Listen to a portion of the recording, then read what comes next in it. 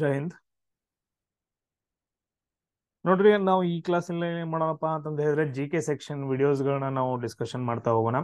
ತುಂಬಾ ಇಂಪಾರ್ಟೆಂಟ್ 1000 ಕ್ವಶನ್ಸ್ಗಳನ್ನ ನಾನು ಏನ್ ಮಾಡ್ತೀನಿ ಅಂತಂದ ಹೇಳಿದ್ರೆ ಡಿಸ್ಕಷನ್ ಮಾಡ್ತಾ ಇದ್ದೀನಿ. ಅದ್ರ ಬಗ್ಗೆ ಎಕ್ಸ್ಪ್ಲನೇಷನ್ ಕೊಡ್ತಾ ಇದ್ದೀನಿ. ಸೊ ಈ ಒಂದು ಟೈಮರ್ ಕೂಡ ಇದೆ, ನಿಮಗ್ ಕೂಡ ಏನಂತಂದ ಹೇಳಿದ್ರೆ ಇಂತಿಷ್ಟು ಟೈಮಲ್ಲಿ 30 ಸೆಕೆಂಡ್ ಒಳಗಡೆ ಆನ್ಸರ್ ಬಂತು ಅಂತಂದ ಹೇಳಿದ್ರೆ, ಬರ್ಲಿ ಬಿಡ್ಲಿ ನಿಮ್ಗೆ ಏನ್ ಅನ್ಸುತ್ತೆ ಅದನ್ನ ಏನ್ ಮಾಡ್ಬೇಕಂತಪ್ಪ ಅಂತಂದ ಹೇಳಿದ್ರೆ ನೀವು ಇವಾಗ ಮೆಸೇಜ್ ಹಾಕ್ಬೇಕು, ಕಮೆಂಟ್ ಹಾಕ್ಬೇಕು. ಸೊ ನೋಡ್ತಾ ನೋಡ್ತಾ ಏನಂತಂದ ಹೇಳಿದ್ರೆ ಕ್ವಶನ್ ಹೋದ್ರೆ ಅದಾದ ನಂತರ ಮೆಸೇಜ್ ಹಾಕ್ರಿ. ಅದು ತಪ್ಪಿರ್ಲಿ ಸರಿ ಇರ್ಲಿ, ಅದಾದ ನಂತರ ನಾನು ನಿಮ್ಗೆ ಎಕ್ಸ್ಪ್ಲೇನ್ ಮಾಡ್ತೀನಿ. ಆಮೇಲೆ ಹಲವಾರು ಕ್ವಶನ್ಸ್ಗಳನ್ನ ಕೇಳ್ತೀನಿ, ಅವುಗಳನ್ನು ಕೂಡ ಏನಂತಂದ ಹೇಳಿದ್ರೆ ನೀವು ಹೇಳ್ಬೇಕು. ಸೊ ಒಂದು 3 ರಿಂದ 4 ವಿಡಿಯೋಸ್ಗಳನ್ನ ನಾನು ಈ ತರ ಮಾಡಾಕ್ತೀನಿ. ಎಲ್ಲಾದ್ರೂ ನಿಮ್ ಕಡೆಯಿಂದ ತುಂಬಾ ರೆಸ್ಪಾನ್ಸ್ ಬಂತು ಅಂತಂದ ಹೇಳಿದ್ರೆ ನಾನು ಯೂಟ್ಯೂಬ್ ಅಲ್ಲಿ ಲೈವ್ ಬರೋಕ್ ಟ್ರೈ ಮಾಡ್ತೀನಿ. ಸೊ ಡೈಲಿ ಏನಪ್ಪಾ ಅಂತಂದ ಹೇಳಿದ್ರೆ ನಾನು ಯಾವಾಗ ಫ್ರೀ ಇರ್ತೀನಿ, ಇವನ್ ನೈಟ್ ಕೂಡ ಆದ್ರೂ ಕೂಡ ನೀವೆಲ್ಲರೂ ಜಾಯ್ನ್ ಆಗ್ರಿ. ಸೊ 10 ರಿಂದ 11:30ವರೆಗೂ ಆದ್ರೂ ಕೂಡ ಸೊ ಬರೋಣ. ನಿಮ್ಗೆ ಈಸಿ ಆಗುತ್ತೋ ಇಲ್ಲೋ, ಅಂಡರ್ಸ್ಟ್ಯಾಂಡ್ ಆಗುತ್ತೋ ಇಲ್ಲೋ ಅನ್ನೋದು ತುಂಬಾ ಇಂಪಾರ್ಟೆಂಟ್. ಆಮೇಲೆ ಇನ್ನೊಂದು ನಿಮ್ಗೆ ಏನಪ್ಪಾ ಅಂತಂದ ಹೇಳಿದ್ರೆ ಹಲವಾರು ವಿಡಿಯೋಸ್ಗಳನ್ನ ನೋಡ್ತಿರ್ತೀರಾ. ಸೊ ಓಕೆ, ನೋಡಿ ಪರವಾಗಿಲ್ಲ. ಬಟ್ ಆದ್ರೆ ಒಂದನ್ನ ಅರ್ಥ ಮಾಡ್ಕೊಳ್ಳಿ, ಇದು ನಮ್ ಕರ್ನಾಟಕದಲ್ಲಿ ನಡೆಯುವಂತಹ PC ಎಕ್ಸಾಮು ಅಥವಾ PSI ಎಕ್ಸಾಮು ಅಥವಾ ಗ್ರೂಪ್ C ಎಕ್ಸಾಮ್ಸ್ಗಳು ಅಲ್ಲ. ನೆನ್ಪಿಟ್ಕೊಡ್ರಿ ಇದನ್ನ. ನಮ್ ಕರ್ನಾಟಕದ ಬಗ್ಗೆ ಯಾವ ಕ್ವಶನ್ಸ್ಗಳನ್ನು ಕೂಡ ಕೇಳಂಗಿಲ್ಲ. ಕರ್ನಾಟಕ ಜಿಯೋಗ್ರಫಿ ಆಗಿರ್ಬೋದು, ಒಂದ್ ಕೇಳ್ಬೋದು ಎಲ್ಲೋ ತಪ್ಪಿ ನಿಮ್ದು ಹಣೆ ಬರ ಸರಿ ಇತ್ತಂದ್ರೆ. ಹಿಸ್ಟ್ರಿ ಆಗಿರ್ಬೋದು, ಯಾವ್ದು ಕರ್ನಾಟಕ ರಿಲೇಟೆಡ್ ಕೇಳಂಗಿಲ್ಲ, ನೆನ್ಪಿಟ್ಕೊಡ್ರಿ. ಕರೆಂಟ್ ಅಫೇರ್ಸ್ ಅಲ್ಲಿ ಕೇಳ್ಬೋದು, ಬಿಟ್ರೆ ಎಲ್ಲಾನು ಏನಂತಂದ ಹೇಳಿದ್ರೆ ಸೆಂಟ್ರಲ್ ಗೌರ್ಮೆಂಟ್ ಬೇಕಾಗತ್ತ. ನೋಡ್ಬಿಟ್ಟು ಏನಂತಂದ ಹೇಳಿದ್ರೆ ವಿಡಿಯೋಸ್ಗಳು, ಬೇರೆಯವ್ರ ವಿಡಿಯೋಸ್ಗಳನ್ನ ನೋಡ್ರಿ. ಆಮೇಲೆ ನೆಕ್ಸ್ಟ್ ಇನ್ನೊಂದ್ ಏನಪ್ಪಾ ತುಂಬಾ ಇಂಪಾರ್ಟೆಂಟ್, ಆನ್ಲೈನ್ ಟೆಸ್ಟ್ ಗಳನ್ನ ಕೂಡ ನಾನು ಕಂಡಕ್ಟ್ ಮಾಡ್ತಾ ಇದ್ದೀನಿ. ಆಲ್ರೆಡಿ 4 ಆನ್ಲೈನ್ ಟೆಸ್ಟ್ ಗಳು ಮುಗಿದಿದಾವ.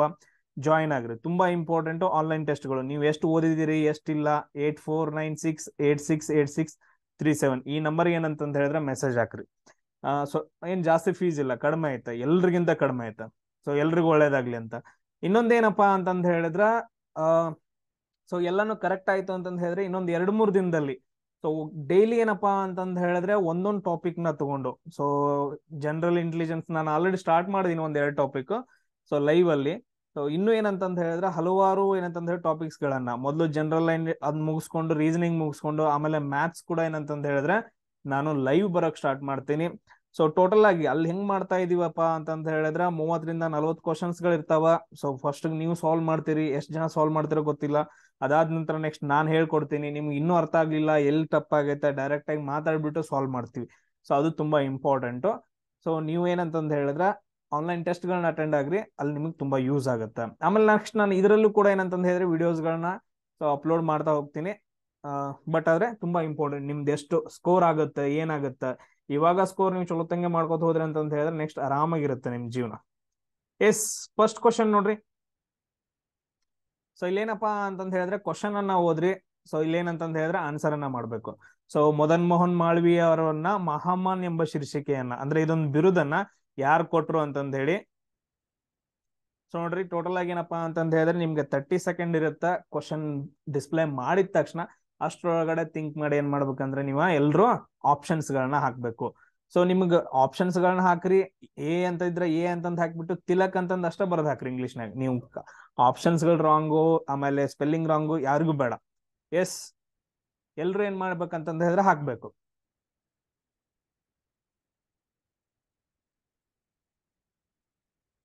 ಎಸ್ ನೋಡ್ರಿ, ಯಾರ್ಯಾರು ಎಷ್ಟೆಷ್ಟು ಹಾಕಿದ್ರಿ ಅಂತ ನಾನು ಆಮೇಲೆ ಚೆಕ್ ಮಾಡ್ತೀನಿ. ಬಟ್ ಆದ್ರೆ ಇದು ಆಫ್ಲೈನ್ ಕ್ಲಾಸ್ ಇರೋದ್ರಿಂದ ನೋಡ್ರಿ. ಸೊ ಇಲ್ಲಿ ಯಾರು ಆನ್ಸರ್ ಕರೆಕ್ಟ್ ಮಾಡಿದಾರ, ಯಾರು ತಪ್ಪೈತೆ ಅಂತಂದ ಹೇಳಿ ನೀವೇ ಚೆಕ್ ಮಾಡ್ಕೊಡ್ರಿ.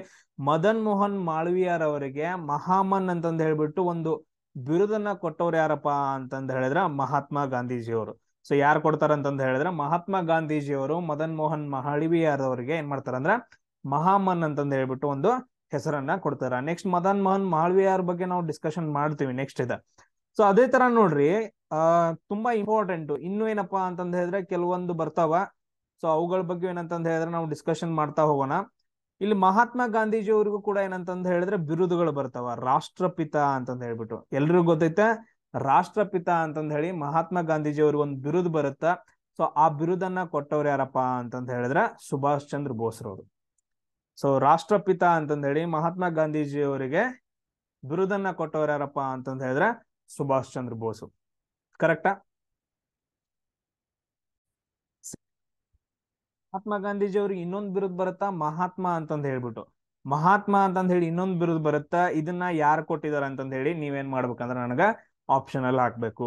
ಸೊ ಅದೇ ತರ ನೋಡ್ರಿ, ಬಾಲ್ ಗಂಗಾಧರ್ ತಿಲಕರ್ ಏನ್ ಮಾಡ್ತಾರಪ್ಪ ಅಂತಂದ್ ಹೇಳಿದ್ರೆ ತುಂಬಾ ಇಂಪಾರ್ಟೆಂಟ್. ಬಾಲ್ ಗಂಗಾಧರ್ ತಿಲಕರ್ ಏನ್ ಮಾಡ್ತಾರಂದ್ರ, ಸೊ ಒಂದು ಚಳುವಳಿಯನ್ನ ಸ್ಟಾರ್ಟ್ ಮಾಡ್ತಾರ. ತುಂಬಾ ಇಂಪಾರ್ಟೆಂಟ್ ಚಳುವಳಿ ಆಗತ್ತ, ಹೋಮ್ ರೂಲ್ ಚಳುವಳಿ ಅಂತಂದ್ ಹೇಳ್ತೀವಿ. ಯಾವ್ದಂತ ಹೇಳ್ತೀವಿ? ಹೋಮ್ ರೂಲ್ ಚಳುವಳಿ ಅಂತಂದ್ ಹೇಳ್ತೀವಿ. ಹೋಮ್ ರೂಲ್ ಚಳವಳಿ. ಸೊ ಇವ್ರ ಜೊತೆಗೆ ಯಾರು ಸೇರ್ಕೋತಾರ ಅಂತಂದ್ ಹೇಳಿದ್ರೆ ಆನಿ ಬೆಸೆಂಟ್ ಕೂಡ ಸೇರ್ಕೊಂತಾರ. ಬಾಲ್ ಗಂಗಾಧರ್ ತಿಲಕರು ಮತ್ತು ಆನಿ ಬೆಸೆಂಟ್ ಸೇರ್ಬಿಟ್ಟು ಹೋಮ್ ರೂಲ್ ಚಳುವಳಿಯನ್ನ ಸ್ಟಾರ್ಟ್ ಮಾಡ್ತಾರೆ. ಹೋಮ್ ರೂಲ್ ಅಂತಂದ್ ಹೇಳಿದ್ರೆ, ಸೊ ನಮ್ದೇನ ರೂಲ್ಸ್ ಗಳಿದಾವ ನಾವು ನೋಡ್ಕೊಂತೀವಿ, ನೀವು ಬ್ರಿಟಿಷರು ಭಾರತ ಬಿಟ್ಟು ಹೋಗ್ರಿ, ನಮ್ ರೂಲ್ಸ್ ಗಳು ನಾವೇ, ಸೊ ನಾವೇ ಆಡಳಿತ ನಡ್ಸ್ಕೊಂತೀವಿ, ಹೋಮ್ ರೂಲ್ ಅಂತಂದ್ ಹೇಳ್ತೀವಿ ಅದನ್ನ. ಸೊ ಅದ್ರ ಜೊತೆಗೆ ಏನಂತಂದ್ ಹೇಳಿದ್ರೆ, ಬಾಲ್ ಗಂಗಾಧರ್ ತಿಲಕರು 2 ಪತ್ರಿಕೆಗಳನ್ನ ಸ್ಟಾರ್ಟ್ ಮಾಡ್ತಾರ. ಒಂದ್ ಯಾವ್ದಪ್ಪ ಅಂತಂದ್ ಹೇಳಿದ್ರ ಮರಾಠ, ಅದಾದ ನಂತರ ಇನ್ನೊಂದ್ ಯಾವ್ದಂತಂದ್ ಹೇಳಿದ್ರ ಕೇಸರಿ ಅಂತಂದ್ ಹೇಳ್ತೀವಿ. ಅದ್ರ ಜೊತೆಗೆ ಬಾಲ್ ಗಂಗಾಧರ್ ತಿಲಕರ್ ಏನ್ ಮಾಡ್ತಾರ ಅಂತಂದ್ ಹೇಳಿದ್ರೆ 2 ಹಬ್ಬಗಳನ್ನ ಸ್ಟಾರ್ಟ್ ಮಾಡ್ತಾರ. ಯಾವ ಹಬ್ಬಗಳವು? ಸೌಂಡ್ ಏನ್ ಮಾಡ್ಬೇಕಂತಂದ್ ಹೇಳಿದ್ರೆ ನೀವು ಕಮೆಂಟ್ ಹಾಕ್ಬೇಕು. ನೋಡ್ರಿ, ನೀವು ಎಷ್ಟ್ ಇವಾಗ ನಂಗೆ ರೆಸ್ಪಾನ್ಸ್ ಕೊಡ್ತೀರಿ, ಎಷ್ಟು ಮೆಸೇಜಸ್ ಗಳನ್ನ ಹಾಕ್ತಿರಿ. ಸರ್ ಕ್ಲಾಸ್ ಬೆಂಕಿ ಇತ್ರಿ, ಕ್ಲಾಸ್ ಸೂಪರ್ ಇತ್ರಿ, ಅವೆಲ್ಲ ಬೇಡ, ಆನ್ಸರ್ಸ್ ಗಳನ್ನ ಹಾಕ್ರಿ. ಇದನ್ನ ಹಾಕಿರಿ ಅಂತಂದ್ ಹೇಳಿದ್ರೆ ನಾನು ಲೈವ್ ಬರ್ತೀನಿ. ಇವನ್ ನೈಟ್ ಆದ್ರೂ ಪರವಾಗಿಲ್ಲ, 11ರಿಂದ 12ವರೆ ಆದ್ರೂ ಕೂಡ ಲೈವ್ ಬರ್ತೀನಿ ನಾನು ಕೆಲಸ ಮುಗಿಸ್ಕೊಂಡು. ಬಟ್ ಆದ್ರೆ ಮೆಸೇಜಸ್ ಗಳನ್ನ ಹಾಕ್ಬೇಕು. ಎಸ್, ಅದರ ಜೊತೆಗೆ ನೋಡ್ರಿ, ದಾದಾಬಾಯಿ ನವರೋಜಿ ಅಂತಂದ್ ಹೇಳ್ತೀವಿ. ಸೊ ದಾದಾಬಾಯಿ ನವರೋಜಿ ಅಂತ ಬಂದ ತಕ್ಷಣ ನಿಮ್ಗೆಲ್ರಿಗೂ ಗೊತ್ತಿರ್ಬೇಕು, ತುಂಬಾ ಇಂಪಾರ್ಟೆಂಟ್ ಪಾಯಿಂಟ್ ಏನಂತಂದ್ ಹೇಳಿದ್ರೆ ಒಂದು ಸಿದ್ಧಾಂತವನ್ನ ಹೇಳ್ತಾರೆ ಇವರು. ಸೊ ನಮ್ಮ ಭಾರತ ದೇಶದಿಂದ ಸಂಪತ್ತು ಏನಂತಂದ್ ಹೇಳಿದ್ರೆ ಲೂಟಿ ಆಗ್ತಿರುತ್ತ. ಸೊ ಬ್ರಿಟಿಷರು ಏನ್ ಮಾಡ್ತಿರ್ತಾರ ಅಂತಂದ್ ಹೇಳಿದ್ರೆ ಅದನ್ನ ಲೂಟಿ ಮಾಡ್ಕೊಂಡು ಹೋಗ್ತಿರ್ತಾರ. ಅದನ್ನ ಸಂಪತ್ತಿನ ಸೋರಿಕೆ ಸಿದ್ಧಾಂತ ಅಂತ ಹೇಳ್ತೀವಿ. ಸಂಪತ್ತಿನ ಸೋರಿಕೆ ಸಿದ್ಧಾಂತವನ್ನ ಯಾರು ಪ್ರತಿಪಾದಿಸ್ತಾರ ಅಂತಂದ್ ಹೇಳಿದ್ರೆ ದಾದಾಬಾಯಿ ನವರೋಜಿ ಅವರು. ಅದಾದ ನಂತರ ಗೋಪಾಲ್ ಕೃಷ್ಣ ಗೋಖಲೆ ಅವರನ್ನ ನಾವ್ ಏನಂತ ಹೇಳ್ತೀವಿ, ಇವರು ಕೂಡ ಏನಂತಂದ್ ಹೇಳಿದ್ರೆ ಮಂದಗಾಮಿಗಳು, ತೀವ್ರಗಾಮಿ ಮಂದಗಾಮಿ ಬರ್ತಾರಲ್ಲ, ಸೊ ಅದ್ರಲ್ಲಿ ಮಂದಗಾಮಿಗಳು. ಮಹಾತ್ಮ ಗಾಂಧೀಜಿಯವರ ಗುರು, ಮಹಾತ್ಮ ಗಾಂಧೀಜಿಯವರ ಗುರು ಯಾರಪ್ಪ ಅಂತಂದ ಹೇಳಿದ್ರೆ ಗೋಪಾಲ್ ಕೃಷ್ಣ ಗೋಖಲೆ ಅಂತಂದ ಹೇಳ್ತೀವಿ. ಸೇಮ್ ಅದೇ ತರ ನೋಡ್ರಿ. ಸೊ ನೆಕ್ಸ್ಟ್ ಒನ್ ಏನಪ್ಪಾ ಅಂತಂದ ಹೇಳಿದ್ರೆ ನೋಡ್ರಿ ಕ್ವಶನ್.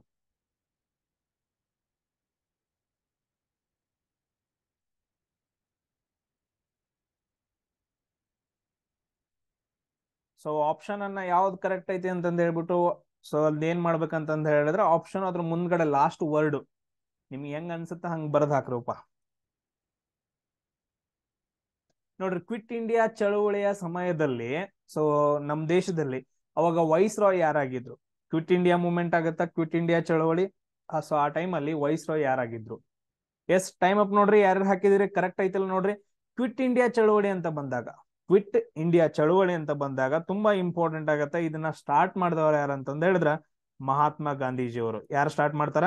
ಮಹಾತ್ಮ ಗಾಂಧೀಜಿಯವರು ಏನ್ ಮಾಡ್ತಾರ ಅಂತಂದ ಹೇಳಿದ್ರೆ ಕ್ವಿಟ್ ಇಂಡಿಯಾ ಚಳವಳಿಯನ್ನ ಸ್ಟಾರ್ಟ್ ಮಾಡ್ತಾರೆ. ಯಾವಾಗ? ಸೊ 1942ರಲ್ಲಿ 1942 ಆಗಸ್ಟ್ 8ನೇ ತಾರೀಕು ಏನ್ ಮಾಡ್ತಾರ ಅಂತಂದ ಹೇಳಿದ್ರೆ ಕ್ವಿಟ್ ಇಂಡಿಯಾ ಚಳವಳಿಯನ್ನ ಸ್ಟಾರ್ಟ್ ಮಾಡ್ತಾರ. ಸೊ ಆ ಟೈಮ್ ಅಲ್ಲಿ ಇದ್ದಂತಹ ಒಬ್ಬ ವೈಸ್ ರಾಯ್ ಯಾರಪ್ಪ ಅಂತಂದ ಹೇಳಿದ್ರೆ ಲಾರ್ಡ್ ಲಿನ್ಲಿತ್ಗೋ. ತುಂಬಾ ಇಂಪಾರ್ಟೆಂಟ್, ಲಾರ್ಡ್ ಲಿನ್ಲಿತ್ಗೋ ಏನಂತಂದ ಹೇಳಿದ್ರೆ ಆ ಟೈಮ್ ಅಲ್ಲಿ ವೈಸ್ ರಾಯ್ ಇರ್ತಾರೋ. ಅದಾದ ನಂತರ ನೆಕ್ಸ್ಟ್ ನೋಡ್ರಿ, ಲಾರ್ಡ್ ಮೌಂಟ್ ಬ್ಯಾಟನ್ ಯಾವಾಗ ಇರ್ತಾರ?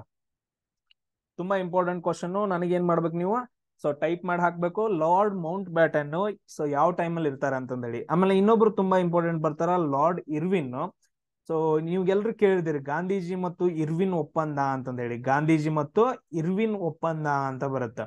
ಸೊ ಇಲ್ಲಿ 3 ದುಂಡು ಮೇಜಿನ ಪರಿಷತ್ತುಗಳು ಬರ್ತಾವ. ಅವುಗಳ ಬಗ್ಗೆ ಏನಂತಂದ ಹೇಳಿದ್ರೆ ನೀವು ಒಂದು ಸ್ವಲ್ಪ ನೋಡ್ಕೊಬೇಕು, ತುಂಬಾ ಇಂಪಾರ್ಟೆಂಟ್. ಗಾಂಧೀಜಿ ಮತ್ತು ಇರ್ವಿನ್ ಒಪ್ಪಂದ ಯಾವಾಗ ಆಗತ್ತ ಅಂತಂದ ಹೇಳಿ. ಸೊ ಈ ರೀತಿಯ ಕ್ವಶನ್ಸ್ ಗಳು ಬರ್ತಾವ. 1931ರಲ್ಲಿ ಏನಂತಂದ ಹೇಳಿದ್ರೆ ಈ ರೀತಿಯಾಗಿ ಕ್ವಶನ್ಸ್ ಗಳು ಬರ್ತಾವ. ಲಾರ್ಡ್ ಇರ್ವಿನ್, ಆಮೇಲೆ ಲಾರ್ಡ್ ವೇವೆಲ್ ಅಂತ ಬರುತ್ತೆ, ವೇವೆಲ್ ಪ್ಲಾನ್ ಅಂತ ಬರುತ್ತೆ, ವೇವೆಲ್ ಯೋಜನೆ ಅಂತಂದ್ ಬರುತ್ತೆ. ಸೊ ಅವುಗಳ ಬಗ್ಗೆ ತುಂಬಾ ಕ್ವಶನ್ಸ್ ಗಳಿದಾವೆ ಮುಂದೆ, ಅಲ್ಲಿ ನೋಡುತ್ತಾ ಹೋಗೋಣ. ಇಲ್ಲಿ ನೋಡ್ರಿ, ಕ್ವಿಟ್ ಇಂಡಿಯಾ ಮೂವ್ಮೆಂಟ್ ಅಂತ ಬಂದಾಗ ಸೊ ನೀವು ಏನ್ ಮಾಡ್ಬೇಕು, ಬ್ರಿಟಿಷರು ಭಾರತವನ್ನ ಬಿಟ್ಟು ತೊಲಗಬೇಕು ನೀವು ಅಂತಂದ್ ಹೇಳಿ ಏನ್ ಮಾಡ್ತಿರ್ತಾರ ಅಂತಂದ್ ಹೇಳಿದ್ರೆ ಸೊ ಒಂದು ಚಳುವಳಿಯನ್ನ ಸ್ಟಾರ್ಟ್ ಮಾಡ್ತಾರ ಮಹಾತ್ಮ ಗಾಂಧೀಜಿಯವರು. 1942 ಆಗಸ್ಟ್ 8ನೇ ತಾರೀಕು ಸ್ಟಾರ್ಟ್ ಆಯ್ತು. ಅದಾದ ನಂತರ ಸ್ಲೋಗನ್ ಗಳನ್ನ ಕೊಡ್ತಾರ. ಏನಂತ ಕೊಡ್ತಾರ ಸ್ಲೋಗನ್ ಗಳನ್ನ? ಮಾಡು ಇಲ್ಲವೇ ಮಡಿ ಅಂತಂದ ಹೇಳಿ. ಏನಂತ ಕೊಡ್ತಾರ? ಮಾಡು ಇಲ್ಲವೇ ಮಡಿ ಅಂತಂದ ಹೇಳಿ. ನಿಮ್ಗೆ ಇನ್ನೊಂದು, ನಿಮ್ಗೆಲ್ಲಾದ್ರೂ ನೀವು ನಾಲೆಜ್ ಚೆಕ್ ಮಾಡ್ಕೊಳ್ಳಿದ್ರ ಅಂತಂದ ಹೇಳಿದ್ರೆ, ನಾನು ಕ್ವಶನ್ ಕೇಳ್ತೀನಲ್ಲ, ಕ್ವಶನ್ ಕೇಳಿದ ತಕ್ಷಣ ನಾನು ಆನ್ಸರ್ ಹೇಳ್ತೀನಿ ನಿಮ್ಗೆ. ನೀವು ಕ್ವಶನ್ ಕೇಳಿದ ತಕ್ಷಣ ಪಾಸ್ ಮಾಡ್ರಿ, ಆನ್ಸರ್ ಟೈಪ್ ಮಾಡ್ರಿ. ಅದಾದ ನಂತರ ನೆಕ್ಸ್ಟ್ ಏನಂತಂದ ಹೇಳಿದ್ರ ಹಾಕೊಂತವ್ರಿ. ಸೊ ಇಲ್ಲಿ ಏನಂತಂದ ಹೇಳಿದ್ರೆ ನಿಮ್ ನಾಲೆಜ್ ನ ನೀವೇ ನೋಡೋಣ ಎಷ್ಟು ಜನ ಹಾಕ್ತೀರಿ ಅಂತಂದ ಹೇಳ್ಬಿಟ್ಟು. ನಿಮ್ ನಾಲೆಜ್ ನ ನೀವೇ ಟೆಸ್ಟ್ ಮಾಡ್ಕೊಂತವ್ರಿ. ನೀವು ಈ ತರ ಮಾಡ್ಕೊತ ಹೋದ್ರಿ ಅಂತಂದ ಹೇಳಿದ್ರೆ ನಿಮ್ನ ಹಿಡಿಯಾರ ಯಾರ್ದಾರ ಅದ್ರೊಳಗಳು. ಎಸ್. ಸೊ ಈ ತರ ಏನಂತಂದ ಹೇಳಿದ್ರೆ ಚಳುವಳಿಗಳು ಬರ್ತಾವ. ಅದಾದ ನಂತರ ಮಹಾತ್ಮ ಗಾಂಧೀಜಿ ಅವರು ಕೆಲವೊಂದು ಇನ್ನೊಂದು ಚಳುವಳಿಗೆ ಬರ್ತಾವ. ನಾನು ಆಲ್ರೆಡಿ ಒಂದು ವಿಡಿಯೋ ಮಾಡಿ ಹಾಕಿದ್ದೆ, ನಾನು ಜಸ್ಟ್ ನಿಮ್ಗೊಂದು ಹೇಳ್ಬಿಡ್ತೀನಿ ನೋಡಿ. ಸೊ ಯಾವಪ್ಪ ಅಂತಂದ ಹೇಳಿದ್ರೆ ಚಂಪಾರಣ್ಯ ಸತ್ಯಾಗ್ರಹ ಅಂತ ಬರುತ್ತ. ಅದಾದ ನಂತರ ಅಲಹಾಬಾದ್ ಮಿಲ್ ಸತ್ಯಾಗ್ರಹ ಅಂತ ಬರುತ್ತ. ಸಾರಿ, ಅಲಹಾಬಾದ್ ಅಲ್ಲ, ಅಹಮದಾಬಾದ್. ನೆನ್ಪಿಟ್ಕೊಳ್ರಿ, ಅಹಮದಾಬಾದ್ ಮಿಲ್ ಸತ್ಯಾಗ್ರಹ ಅಂತ ಬರುತ್ತ. ಅದಾದ ನಂತರ ನೆಕ್ಸ್ಟ್ ಅಸಹಕಾರ ಚಳುವಳಿ ಬರುತ್ತ. ಆಮೇಲೆ ನೆಕ್ಸ್ಟ್ ದಂಡಿ ಮೆರವಣಿಗೆ ಬರುತ್ತೆ, ದಂಡಿ ಸತ್ಯಾಗ್ರಹ ಅಂತ ಬರುತ್ತೆ. ಆಮೇಲೆ ಕಾನೂನು ಭಂಗ ಚಳವಳಿ, ಇವೆರಡು ಆಲ್ಮೋಸ್ಟ್ ಒಂದೇ. ಕಾನೂನು ಭಂಗ ಚಳವಳಿ ಅಂತ ಬರುತ್ತೆ. ಲಾಸ್ಟ್ ತುಂಬಾ ಇಂಪಾರ್ಟೆಂಟ್ ಬರೋದು ಕ್ವಿಟ್ ಇಂಡಿಯಾ ಚಳವಳಿ. ಸೊ ಕ್ವಿಟ್ ಇಂಡಿಯಾ ಚಳವಳಿ ಈ ರೀತಿಯಾಗಿ ಏನಂತಂತ ಹೇಳಿದ್ರೆ ಹಲವಾರು ಆಲ್ರೆಡಿ ವಿಡಿಯೋಸ್ ಇದೆ ಚಳವಳಿಗಳ ಮೇಲೆ, ತುಂಬಾ ಇಂಪಾರ್ಟೆಂಟ್ ಇದೆ. ಸೊ ಅದನ್ನ ವಿಡಿಯೋಸ್ ಅನ್ನ ನೋಡ್ಕೊಬೇಕು. ಇಲ್ಲಿ ಟೈಮ್ ಎಷ್ಟಾಗತ್ತೆ ಅದಕ್ಕೆ. ಸೊ ಇಲ್ಲೇನಪ್ಪಾ ಅಂತಂದ ಹೇಳಿದ್ರೆ ನೆಕ್ಸ್ಟ್ ಕ್ವಶನ್ ಅನ್ನ ನೋಡ್ಬೇಕು ನೀವು. ಸೊ ಇಲ್ಲಿ ನಾನು ಕನ್ನಡದಾಗ ಇದು ಮಾಡ್ತೀನಿ. ನೆಕ್ಸ್ಟ್ ಕ್ವಶನ್ ನೋಡ್ರಿ.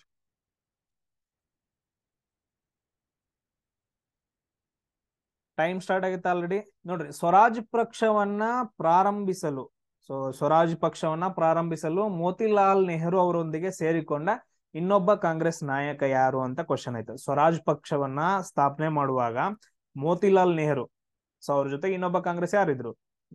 ಗೋಪಾಲ್ ಕೃಷ್ಣ ಗೋಖಲೆನ, ಅಥವಾ ಬಾಲ್ ಗಂಗಾಧರ್ ತಿಲಕ, ಚಿತ್ತರಂಜನ್ ದಾಸ್, ಅಥವಾ ಎಂ ಕೆ ಗಾಂಧಿನ? ಸೊ ಯಾರಂತ ನೋಡ್ರಿ.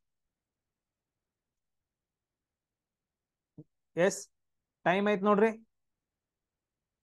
ಸೊ ಇಲ್ಲಿ ಯಾರಪ್ಪ ಅಂತಂದ ಹೇಳಿದ್ರ ಸ್ವರಾಜ್ ಪಕ್ಷವನ್ನ ಏನ್ ಮಾಡ್ತಾರ ಅಂತಂದ ಹೇಳಿದ್ರ ಮೋತಿಲಾಲ್ ನೆಹರು ಅವರು 1924ರಲ್ಲಿ ಏನಂತಂದ ಹೇಳಿದ್ರ ಸ್ಟಾರ್ಟ್ ಮಾಡ್ತಾರ. ಸ್ವರಾಜ್ ಪಕ್ಷವನ್ನ ಏನಂತಂದ ಹೇಳಿದ್ರ ಸ್ಥಾಪನೆ ಮಾಡ್ತಾರ. ಅವ್ರ ಜೊತೆಗೆ ಯಾರು ಬಂದಿದ್ರಪ್ಪ ಅಂತಂದ ಹೇಳಿದ್ರ ಚಿತ್ತರಂಜನ್ ದಾಸ್ ಅವರು. ಚಿತ್ತರಂಜನ್ ದಾಸ್ ಅವರು ಏನಂತಂದ ಹೇಳಿದ್ರ 1924ರಲ್ಲಿ ನೆಹರು ಅವ್ರ ಜೊತೆಗೆ, ಮೋತಿಲಾಲ್ ನೆಹರು ಅವ್ರ ಜೊತೆಗೆ ಏನ್ ಮಾಡ್ತಾರ, ಪಕ್ಷವನ್ನ ಸ್ಥಾಪನೆ ಮಾಡ್ತಾರ, ಸ್ವರಾಜ್ ಪಕ್ಷ ಅಂತಂದ ಹೇಳಿ. ಇವ್ರು ಯಾರು? ಮೋತಿಲಾಲ್ ನೆಹರು, ಜವಾಹರ್ಲಾಲ್ ನೆಹರು ಏನಿರ್ತಾರಲ್ಲ, ಸೊ ಅವರಪ್ಪ. ಜವಾಹರ್ಲಾಲ್ ನೆಹರು ಏನಿದಾರಲ್ಲ, ಸೊ ಅವರಪ್ಪ ಯಾರಂತಂದ ಹೇಳಿದ್ರೆ ಮೋತಿಲಾಲ್ ನೆಹರು. ತುಂಬಾ ಇಂಪಾರ್ಟೆಂಟ್ ಆಗತ್ತ ಸ್ವರಾಜ್ ಪಕ್ಷ. ಯಾಕಾಗತ್ತ ಇದು ಅಂತಂದ ಹೇಳಿ ಹಲವಾರು ಕಾರಣಗಳು ಬರ್ತಾವ, ಅವುಗಳ ಬಗ್ಗೆ ಅಷ್ಟೊಂದು ನಮ್ಗ ಬೇಡ. ಸೊ ಇಲ್ಲಿ ಏನ್ ನೋಡ್ರಿ, ತುಂಬಾ ಇಂಪಾರ್ಟೆಂಟ್. 1923, ಸಾರಿ ಇಲ್ಲೇ ಕೊಟ್ಟಿದಾರ, ನಾನು 1924 ಅಂತ ಹೇಳಿದೆ. 1923ರಲ್ಲಿ ಸ್ಥಾಪನೆ ಆಗತ್ತೆ. ಇದು ತುಂಬಾ ಇಂಪಾರ್ಟೆಂಟ್ ಸ್ವರಾಜ್ ಪಕ್ಷ. ಯಾಕಂತಂದ ಹೇಳಿದ್ರ 1907ರಲ್ಲಿ ಏನಾಗತ್ತಂದ್ರ ಸೂರತ್ ಒಡಕು ಆಗತ್ತ. ಸೂರತ್ ಒಡಕು. ಸೊ ಮಂದಗಾಮಿಗಳು ಸಪರೇಟ್ ಆಗ್ತಾರ. ಅದಾದ ನಂತರ ನೆಕ್ಸ್ಟ್ ಯಾರು ಆಗ್ತಾರಪ್ಪ ಅಂತಂದ ಹೇಳಿದ್ರೆ ತೀವ್ರಗಾಮಿಗಳು ಸಪರೇಟ್ ಆಗ್ತಾರ. 1907ರ ಸೂರತ್ ಅಧಿವೇಶನದ ಅಧ್ಯಕ್ಷರು ಯಾರಾಗಿದಾರು ಅಂತಂದ ಹೇಳಿ ನಂಗೆ ಟೈಪ್ ಮಾಡಿ ಹಾಕ್ರಿ, ಸೂರತ್ ಅಧಿವೇಶನ. ಸೊ ತುಂಬಾ ಇಂಪಾರ್ಟೆಂಟ್. ಅದಾದ ನಂತರ ನೆಕ್ಸ್ಟ್ ಏನಾಗತ್ತಂತಂದ ಹೇಳಿದ್ರೆ 1916ರಲ್ಲಿ ಲಕ್ನೋ ಒಪ್ಪಂದ ಉಂಟಾಗತ್ತ. ಮಂದಗಾಮಿ ತೀವ್ರಗಾಮಿ ನಡುವೆ ಲಕ್ನೋ ಒಪ್ಪಂದ ಆಗ್ಬಿಟ್ಟು ಇವ್ರ ಏನ್ ಮತ್ತೆ ಕೂಡ್ತಾರ. ಕೂಡಿದ್ರು ಕೂಡ ಯಾರು ಸರಿ ಇರಂಗಿಲ್ಲ. ಒಳೊಳಗ ಏನಂತಂದ ಹೇಳಿದ್ರೆ ಜಗಳ ಆಗ್ತಿರ್ತಾವ. ಇವ್ರ ತೀವ್ರಗಾಮಿ ಮಂದಗಾಮಿಗಳ ಜೊತೆಗೆ ಇನ್ನೊಬ್ರು ಬಂದ್ಬಿಡ್ತಾರ. ಯಾರಂತಂದ ಹೇಳಿದ್ರೆ ಕ್ರಾಂತಿಕಾರಿಗಳು. ಹೊಡಿಬಿಡಿ, ಏಕ್ ಮಾರ್ ದೋ ತುಕಡ ಅಂತಂದ ಹೇಳ್ತಾರಲ್ಲ, ಆ ತರ ಹಿಂಸಾತ್ಮಕ ಚಟುವಟಿಕೆಗಳು ಸೇರ್ಬಿಟ್ಟು ಆ ತರ ಕ್ರಾಂತಿಕಾರಿಗಳು ಬರ್ತಾರೆ. ಇದನ್ನೆಲ್ಲಾ ನೋಡ್ಬಿಟ್ಟು ಮೋತಿಲಾಲ್ ನೆಹರು ಅವ್ರು ಏನ್ ಮಾಡ್ತಾರ ಅಂತಂದ ಹೇಳಿದ್ರೆ ನಮ್ದ ಒಂದ್ ಪಕ್ಷವನ್ನ ಸ್ಥಾಪನೆ ಮಾಡೋಣ ಅಂತಂದೇಳಿ ಸ್ವರಾಜ್ ಪಕ್ಷವನ್ನ ಸ್ಥಾಪನೆ ಮಾಡ್ತಾರ. ಇಲ್ಲಿ ಬರೋವೇ ಇವ್ ಹೆಸರುಗಳ್ರು: ಗೋಖಲೆ, ತಿಲಕ್, ಅದಾದ ನಂತರ ಎಂ ಕೆ ಗಾಂಧಿ, ನೆಹರು, ಇನ್ನೂ ಒಂದ್ ಹಲವಾರು ಜನ ಬರ್ತಾರೆ. ಚಿತ್ತರಂಜನ್ ದಾಸ್ ಏನಂತಂದ ಹೇಳಿದ್ರೆ ಸೊ ಅವರು ಒಬ್ರು ಏನಂತಂದ ಹೇಳಿದ್ರೆ ಹೋರಾಟಗಾರರು. ಎಸ್, ನೆಕ್ಸ್ಟ್ ನೋಡ್ರಿ.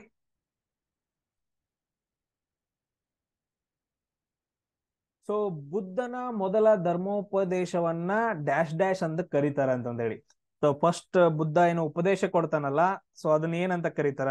ಮಹಾಪರಿನಿರ್ವಾಣ ಸುತ್ತ ಅಂತಂದ ಹೇಳ್ಬಿಟ್ಟು, ಅಥವಾ ಬ್ರಹ್ಮ ಜಲ ಸುತ್ತ ಅಂತಂದ ಹೇಳ್ಬಿಟ್ಟು, ಅಥವಾ ಧರ್ಮ ಚಕ್ರ ಪರಿವರ್ತನ ಅಂತಂದ ಹೇಳ್ಬಿಟ್ಟು. ಇಂಗ್ಲಿಷ್ನಾಗ ಆತರ ಐತೆ ಧರ್ಮಚಕ್ರ ಸಮಥಿಂಗ್, ಬಟ್ ಅದ ಧರ್ಮಚಕ್ರ ಪರಿವರ್ತನ ಅಂತಂದ ಹೇಳ್ಬಿಟ್ಟು. ಅದಾದ ನಂತರ ನೆಕ್ಸ್ಟ್ ಇನ್ನೊಂದೇನಪ್ಪಾ ಅಂತಂದ ಹೇಳಿದ್ರೆ ಕಾಚಯ್ಯನ ಗೊತ್ತ ಸೂತ ಅಂತಂದ ಹೇಳ್ಬಿಟ್ಟು, ಅಥವಾ ಕಚ್ಚಯ್ಯನ ಗೊಟ್ಟ ಸೂತ ಅಂತಂದ ಹೇಳಿ. ಸೊ ನೋಡ್ರಿ, ಯಾರ ಆನ್ಸರ್ ಹಾಕಿದಿರಿ ನೋಡ್ರಿ. ಸೊ ಇಲ್ಲಿ ಏನಪ್ಪಾ ಅಂತಂದ ಹೇಳಿದ್ರೆ ನಿಮ್ಗೆ ಡೈರೆಕ್ಟ್ ಆಗಿ ನೋಡ್ಬೋದು, ಇದನ್ನಂತೂ ಕೇಳೇ ಇಲ್ಲ ನಾವು ವರ್ಡ್. ಸೊ ಇಲ್ಲಿ ನೀವು ಇಂಗ್ಲಿಷ್ನಾಗ ನೋಡಿದ್ರೆ ಕಚ್ಚಯ್ಯನ ಗೊಟ್ಟ ಸುತ್ತ ಅಂತಂದ ಹೇಳ್ಬಿಟ್ಟು ಕೇಳೇ ಇಲ್ಲ.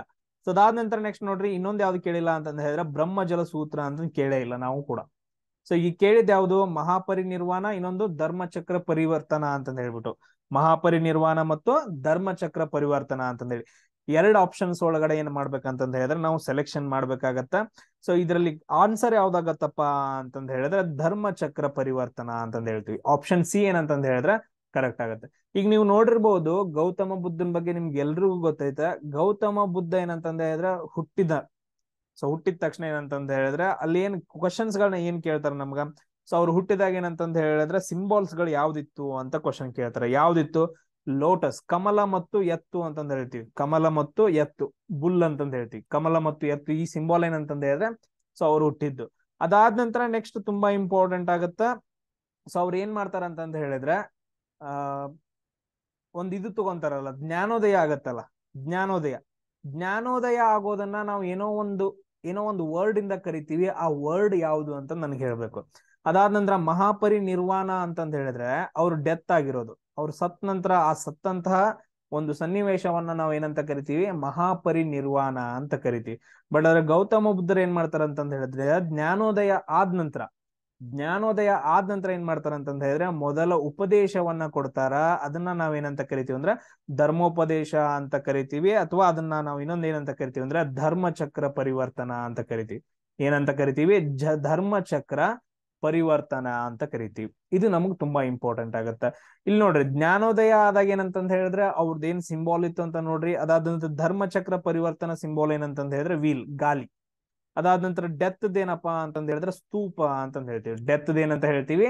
ಸ್ತೂಪ ಅಂತಂದ ಹೇಳ್ತೀವಿ. ಸೊ ಇಷ್ಟೇನಂತಂದ ಹೇಳಿದ್ರೆ ನೀವು ನೋಡ್ಕೋಬೇಕು. ಆಮೇಲೆ ನೆಕ್ಸ್ಟ್ ಆ ಗೌತಮ ಬುದ್ಧರದ ಏನಂತಂದ ಹೇಳಿದ್ರ ಅವ್ರದ್ದು ಫ್ಯಾಮಿಲಿ ಬಗ್ಗೆ, ಆಮೇಲೆ ಅವನ ಮಗನ ಬಗ್ಗೆ, ಸೊ ಅವುಗಳನ್ನ ಪಾಯಿಂಟ್ಸ್ ಗಳನ್ನ ನಿಮ್ಗೆ ಯಾರಿಗಾದ್ರೂ ಗೊತ್ತಿತ್ತು ಅಂತಂದ ಹೇಳಿದ್ರ ನನ್ಗೆ ಮೆಸೇಜ್ ಹಾಕಿ. ಯಾಕಂತಂದ ಹೇಳಿದ್ರೆ ಬೇರೆಯವರು ನೋಡ್ತಾರ, ಸೊ ತುಂಬಾ ಯೂಸ್ ಆಗತ್ತ. ನೆಕ್ಸ್ಟ್ ನೋಡಿದ್ರಿ ಕ್ವಶನ್. ಸೊ ಇಲ್ಲೇನಂತಂದ ಹೇಳಿದ್ರೆ ಈ ಕೆಳಗಿನವುಗಳಲ್ಲಿ ಸೊ ಯಾವುದರಿಂದ ಮದನ್ ಮೋಹನ್ ಮಾಳವಿಯರ್ ಅವ್ರು ಏನ್ ಮಾಡ್ತಾರ ಅಂತಂದ ಹೇಳಿದ್ರೆ ದಿ ಹಿಂದೂಸ್ತಾನ್ ಟೈಮ್ಸ್ ಗಾಗಿ ಏನಂತಂದ ಹೇಳಿದ್ರೆ ಹಣಕಾಸು ಸಾಲವನ್ನ ಯಾವ ಬ್ಯಾಂಕ್ ಇಂದ ತಗೊಂತಾರೋ ಅಂತಂದ ಹೇಳಿ. ಅಂದ್ರ ದಿ ಹಿಂದೂಸ್ತಾನ್ ಟೈಮ್ಸ್ ಅಂತಂದ ಹೇಳ್ಬಿಟ್ಟು ಒಂದು ಪತ್ರಿಕೆ. ಸೊ ಅದ್ರ ಏನಂತಂದ ಹೇಳಿದ್ರೆ ಅದನ್ನು ಬಿಡುಗಡೆ ಮಾಡಕ ಹಣಕಾಸು ಯಾವ ಬ್ಯಾಂಕ್ ಇಂದ ತಗೊಂತಾರ? State bank of India, Punjab national bank, bank of Maharashtra, bank of Baroda. ಯಾವ್ದು ನೋಡ್ರಿ? ಆಪ್ಷನ್ ಅನ್ನ ಹಾಕ್ಬೇಕು ನೀವು. ಎಸ್, ಸೊ ಎಲ್ರು ಹಾಕಿದೀರಾ ಅಂತ ನಾನು ಅನ್ಕೊಂತೀನಿ. ಸೊ ಯಾವ್ದು ಹಾಕಿರ್ತೀರಾ ಅಂತ ನೋಡ್ರಿ. Question number 5. ಸೊ ಇಲ್ಲೇನಪ್ಪಾ ಅಂತಂದ ಹೇಳಿದ್ರೆ ಪಂಜಾಬ್ ನ್ಯಾಷನಲ್ ಬ್ಯಾಂಕ್ ಇಂದ ಏನ್ ಮಾಡ್ತಾರ ಅಂತಂದ ಹೇಳಿದ್ರೆ ಇವರು ಹಣಕಾಸು ಸಾಲವನ್ನ ಪಡಿತಾರೆ. ಎದಕ್ಕೋಸ್ಕರ? ದಿ ಹಿಂದೂಸ್ತಾನ್ ಟೈಮ್ಸ್ ಒಂದು ಪತ್ರಿಕೆಯನ್ನ ಬಿಡುಗಡೆ ಮಾಡಕ. ನಾನು ಆಗ್ಲೇ ಹೇಳಿದೆ ಮದನ್ ಮೋಹನ್ ಮಾಳವಿಯರ್ ಅಂತಂದ್ ಬಂದಾಗ ತುಂಬಾ ಇಂಪಾರ್ಟೆಂಟ್ ಆಗ್ತಾರ ಮದನ್ ಮೋಹನ್ ಮಾಳವಿಯರ್ ಅವರು. ಯಾಕೆ ಇಂಪಾರ್ಟೆಂಟ್ ಆಗ್ತಾರ? ಸೊ ಮದನ್ ಮೋಹನ್ ಮಾಳವಿಯರನ್ನ ಮಹಾಮನ್ ಅಂತಂದ್ ಕರೆದ್ರು. ಯಾರು? ಮಹಾತ್ಮ ಗಾಂಧೀಜಿ ಅವರು. ಸೊ ಅದೇ ತರ ಏನ್ ಮಾಡ್ತಾರ ಅಂತಂದ ಹೇಳಿದ್ರೆ ಮದನ್ ಮೋಹನ್ ಮಾಳವಿಯರನ್ನ ಇನ್ನೊಂದ್ ಕರೀತಾರ ಕರ್ಮಯೋಗಿ ಅಂತ ಕರೀತಾರ. ಕರ್ಮಯೋಗಿ ಅಂತಂದ ಹೇಳಿ ಮದನ್ ಮೋಹನ್ ಮಾಳವಿಯರನ್ನ ಕರೀತಾರ. ಯಾರ್ ಕರೀತಾರ ಅಂತಂದ ಹೇಳಿದ್ರೆ ಸರ್ವಪಲ್ಲಿ ರಾಧಾಕೃಷ್ಣನ್ ರವರು ಕರೀತಾರ. ಸರ್ವಪಲ್ಲಿ ರಾಧಾಕೃಷ್ಣನ್ ಅವರು ಮದನ್ ಮೋಹನ್ ಮಾಳವಿಯರನ್ನ ಏನಂತ ಕರೀತಾರ? ಕರ್ಮಯೋಗಿ ಅಂತ ಕರೀತಾರ. ಮಹಾತ್ಮ ಗಾಂಧೀಜಿ ಅವರು ಇವ್ರನ್ನ ಏನಂತ ಕರೀತಾರ? ಮಹಾಮನ್ ಅಂತ ಕರೀತಾರ. ಸೊ ಇಷ್ಟು ಪಾಯಿಂಟ್ಸ್ ಗಳು ನಮ್ಗೆ ಇಲ್ಲಿ ಏನಂತಂದ ಹೇಳಿದ್ರೆ ತುಂಬಾ ಇಂಪಾರ್ಟೆಂಟ್. ಇವರು ದಿ ಹಿಂದೂಸ್ತಾನ್ ಟೈಮ್ಸ್ ಅಂತಂದ ಹೇಳ್ಬಿಟ್ಟು ಒಂದು ಪತ್ರಿಕೆಯನ್ನ ಸ್ಟಾರ್ಟ್ ಮಾಡಿರ್ತಾರ. ಸೊ ಅದ್ರ ಜೊತೆಗೆ ಇನ್ನೊಂದೇನಪ್ಪಾ ಅಂತಂದ ಹೇಳಿದ್ರೆ ತುಂಬಾ ಇಂಪಾರ್ಟೆಂಟ್, ಅಭ್ಯುದಯ ಅಂತಂದ ಹೇಳ್ಬಿಟ್ಟು ಅಭ್ಯುದಯ ಪತ್ರಿಕೆ. ಇದು ವೀಕ್ಲಿದು. ಸೊ ವೀಕ್ಲಿ ಪತ್ರಿಕೆಯನ್ನ ಸ್ಟಾರ್ಟ್ ಮಾಡ್ತಾರ. ಇನ್ನೊಂದು ಮಂತ್ಲಿ ಪತ್ರಿಕೆ ಬರತ್ತಾ ಮರ್ಯಾದೆ ಅಂತಂದ ಹೇಳ್ಬಿಟ್ಟು, ಮರ್ಯಾದೆ. ಸೊ ಮರ್ಯಾದೆ ಅಂತಂದ ಹೇಳ್ಬಿಟ್ಟು ಇದು ಮಂತ್ಲಿ ಪತ್ರಿಕೆ. ಸೊ ಟೋಟಲ್ ಆಗಿ ದಿ ಹಿಂದೂಸ್ತಾನ್ ಟೈಮ್ಸ್, ಅಭ್ಯುದಯ, ಆಮೇಲೆ ಮರ್ಯಾದೆ ಅಂತಂದ ಹೇಳ್ಬಿಟ್ಟು ಸೊ ಪತ್ರಿಕೆಗಳನ್ನ ಯಾರು ಸ್ಟಾರ್ಟ್ ಮಾಡ್ತಾರ ಅಂತಂದ ಹೇಳಿದ್ರೆ ಮದನ್ ಮೋಹನ್ ಮಾಳವಿಯರ್ ಅವರು ಸ್ಟಾರ್ಟ್ ಮಾಡ್ತಾರ. ಇವ್ರಿಗೆ ಇನ್ನೊಂದು ಭಾರತ ರತ್ನ ಕೂಡ ಸಿಕ್ಕೈತೆ. ಸೊ ಭಾರತ ರತ್ನ ಕೂಡ ಏನಂತಂದ ಹೇಳಿದ್ರೆ ಮದನ್ ಮೋಹನ್ ಮಾಳವಿಯರ್ ಅವ್ರಿಗೆ ಸಿಕ್ಕೈತೆ. ಸೊ ಅದು ಯಾವಾಗ ಸಿಕ್ಕೈತಿ ಅಂತಂದ ಹೇಳಿ ನನಗ ನೀವ್ ಹೇಳ್ಬೇಕು. ಆಮೇಲೆ ನಿಮ್ಗೆ ಇಲ್ಲೊಂದು ಕ್ವಶನ್ ನಿಮ್ಗ ಕರೆಂಟ್ ಅಫೇರ್ಸ್ ಅಲ್ಲಿ ಏನ್ ಕೇಳ್ಬೋದು? So state bank of India ಅಂತಂದ ಹೇಳಿ ಇವಾಗ ಒಂದ ದೊಡ್ಡ ಎಲ್ಲಾನು ಮರ್ಜ್ ಮಾಡಿದಾರ. ಈಗ ಸ್ಟೇಟ್ ಬ್ಯಾಂಕ್ ಆಫ್ ಇಂಡಿಯಾದ ಏನಂತಂದ ಹೇಳಿದ್ರೆ ಚೇರ್ಮನ್ ಯಾರಿದಾರ ಅಂತ ನೋಡ್ಕೊಳ್ರಿ. ತುಂಬಾ ಇಂಪಾರ್ಟೆಂಟ್. ಸೊ ಕೇಳೋ ಕ್ವಶನ್ಸ್ ಗಳವೆಲ್ಲ. ಎಸ್. ಅದಾದ ನಂತರ ನೆಕ್ಸ್ಟ್ ಕ್ವಶನ್ ನೋಡ್ರಿ. ತೋಡಾ ಜನಾಂಗ ಎಲ್ಲಿ ಕಂಡು ಬರುತ್ತದೆ ಅಂತಂದ ಹೇಳ್ಬಿಟ್ಟು ನಿಮ್ಗೆ ಎಲ್ರಿಗೂ ಗೊತ್ತೈತೆ. ಸೊ ಎಲ್ರು ಆನ್ಸರ್ ಮಾಡ್ಬೇಕು ಇವಾಗ. ಎಸ್, ತೋಡಾ ಜನಾಂಗ ಎಲ್ಲಿ ಕಂಡು ಬರುತ್ತೆ? ತುಂಬಾ ಸರಿ ಪಿ ಸಿ ಗಳಲ್ಲೂ ಕೂಡ ಕೇಳಿದ್ದಾರೆ ಇದನ್ನ ಕ್ವಶನ್ಸ್ ಗಳನ್ನ.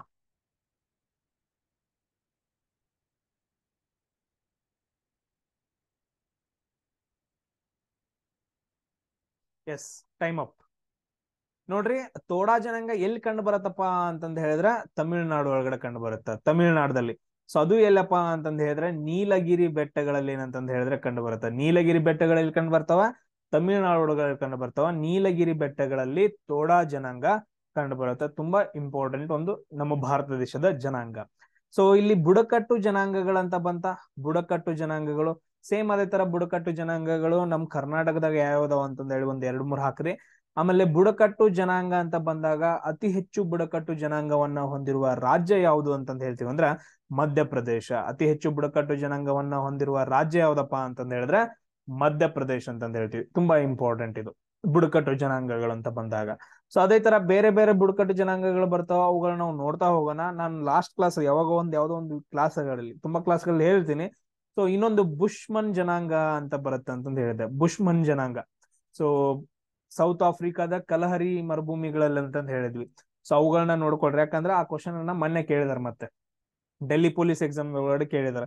ಸೊ ಇವುಗಳು ನಮ್ಗೆ ಏನಂತಂದ ಹೇಳಿ ತುಂಬಾ ಇಂಪಾರ್ಟೆಂಟ್ ಆಗ್ತಾವ. ನೀಲಗಿರಿ ಬೆಟ್ಟಗಳು. ನೀಲಗಿರಿ ಬೆಟ್ಟಗಳನ್ನ ಇನ್ನೊಂದ್ ಏನಂತ ಕರಿತೀವಿ ಸರ್? ಈ ಕಡೆಯಿಂದ ಪಶ್ಚಿಮ ಘಟ್ಟಗಳು ಬರ್ತಾವ್ರಿ, ಈ ಕಡೆಯಿಂದ ಪೂರ್ವ ಘಟ್ಟಗಳು ಬರ್ತಾವ್ರಿ. ಅವೆರಡು ಸಂಧಿಸುವ ಸ್ಥಳ ಯಾವ್ದಂತಂದ ಹೇಳಿದ್ರೆ ನೀಲಗಿರಿ ಬೆಟ್ಟಗಳು ಅಂತ ಕರಿತೀವ್ರಿ ಅಂತಂದ ಹೇಳಿ. ಸೊ ಕೆಲವೊಂದು ಪಾಯಿಂಟ್ಸ್ ಗಳನ್ನ ನೀವ ನೋಡ್ಕೊಂಡ್ ಇಟ್ಕೋಬೇಕು ಇಲ್ಲಿ. ಸೊ ನೆಕ್ಸ್ಟ್ ಕ್ವಶನ್ ನೋಡ್ರಿ. ಸೊ ರೌಲತ್ ಕಾಯ್ದೆ 1919ರಲ್ಲಿ ಏನಂತಂದ ಹೇಳಿದ್ರೆ ಬಂದಿತ್ತು. ಆ ಟೈಮಲ್ಲಿ ವೈಸ್ರಾಯ್ ಯಾರಾಗಿದ್ರು? ಸೊ ರೌಲತ್ ಕಾಯ್ದೆ ಏನಂತಂದ ಹೇಳಿದ್ರೆ 1919ರಲ್ಲಿ ಬಂದಿತ್ತು. ಅವಾಗ ವೈಸ್ರಾಯ್ ಯಾರಾಗಿದ್ರು? ಈ ತರ ಯಾಕೆ ಕ್ವಶನ್ಸ್ ಗಳಂತಂದ ಹೇಳಿದ್ರ, ಈಗ ನೋಡ್ರಿ ಇದ್ರಲ್ಲಿ ನಾನು 2 ಎಕ್ಸ್ಪ್ಲೇನ್ ಮಾಡ್ಬೇಕು. ಒಂದು ರೌಲತ್ ಕಾಯ್ದೆ ಬಗ್ಗೆನೂ ಮಾಡ್ಬೇಕು, ಆಮೇಲೆ ಆ ವೈಸ್ರಾಯ್ಗಳ ಬಗ್ಗೆನೂ ಮಾಡ್ಬೇಕು. ತುಂಬಾ 2 ಕ್ವಶನ್ಸ್ ಗಳು ಕವರ್ ಆಗಿಬಿಡ್ತಾವ ಇದ್ರಲ್ಲಿ. ಆನ್ಸರ್ ಹಾಕ್ರಿ ಯಾರಿದ್ರ ಅವಾಗ. Yes, time up. ನೋಡ್ರಿ ಯಾರಿದ್ರ ಅಂತಂದ ಹೇಳಿದ್ರೆ ಲಾರ್ಡ್ ಚೆಮ್ಸ್ಫರ್ಡ್. ಸೊ ಯಾರಿದ್ರಪ್ಪ ಅಂತಂದ ಹೇಳಿದ್ರೆ, ಸೊ ಲಾರ್ಡ್ ಚೆಮ್ಸ್ಫರ್ಡ್ ಏನಂತಂದ ಹೇಳಿದ್ರೆ 1919ರಲ್ಲಿ ಅಂತಂದ ಹೇಳಿದ್ರೆ ವೈಸ್ರಾಯ್ ಆಗಿದ್ರು. ನೀವೆಲ್ಲರೂ ಕೇಳಿರ್ಬೋದು ಮಾಂಟೆಗೋ ಚೆಮ್ಸ್ಫರ್ಡ್ ಅಂತಂದ ಹೇಳಿ. ಸೊ 1909ರಲ್ಲಿ ಮಿಂಟೋ ಮಾರ್ಲೆ ಕಾಯ್ದೆ ಬರುತ್ತಾ. ಆಮೇಲೆ 1919ರಲ್ಲಿ ಮಾಂಟೆಗೋ ಚೆಮ್ಸ್ಫರ್ಡ್ ಅಂತಂದ ಹೇಳಿ. ಸೊ ಲಾರ್ಡ್ ಚೆಮ್ಸ್ಫರ್ಡ್ ಏನಂತಂದ ಹೇಳಿದ್ರೆ ಸೊ ಆ ಟೈಮ್ ಅಲ್ಲಿ ವೈಸ್ರಾಯ್ ಆಗಿದ್ರು. ಇದ್ ನೋಡ್ರಿ ರೌಲತ್ ಕಾಯ್ದೆಯನ್ನ ಜಾರಿಗೆ ತಗೊಂಡ್ ಬರ್ತಾರ 1919ರಲ್ಲಿ. ರೌಲತ್ ಕಾಯ್ದೆ ಅಂತಂದ್ ಬರುತ್ತೆ.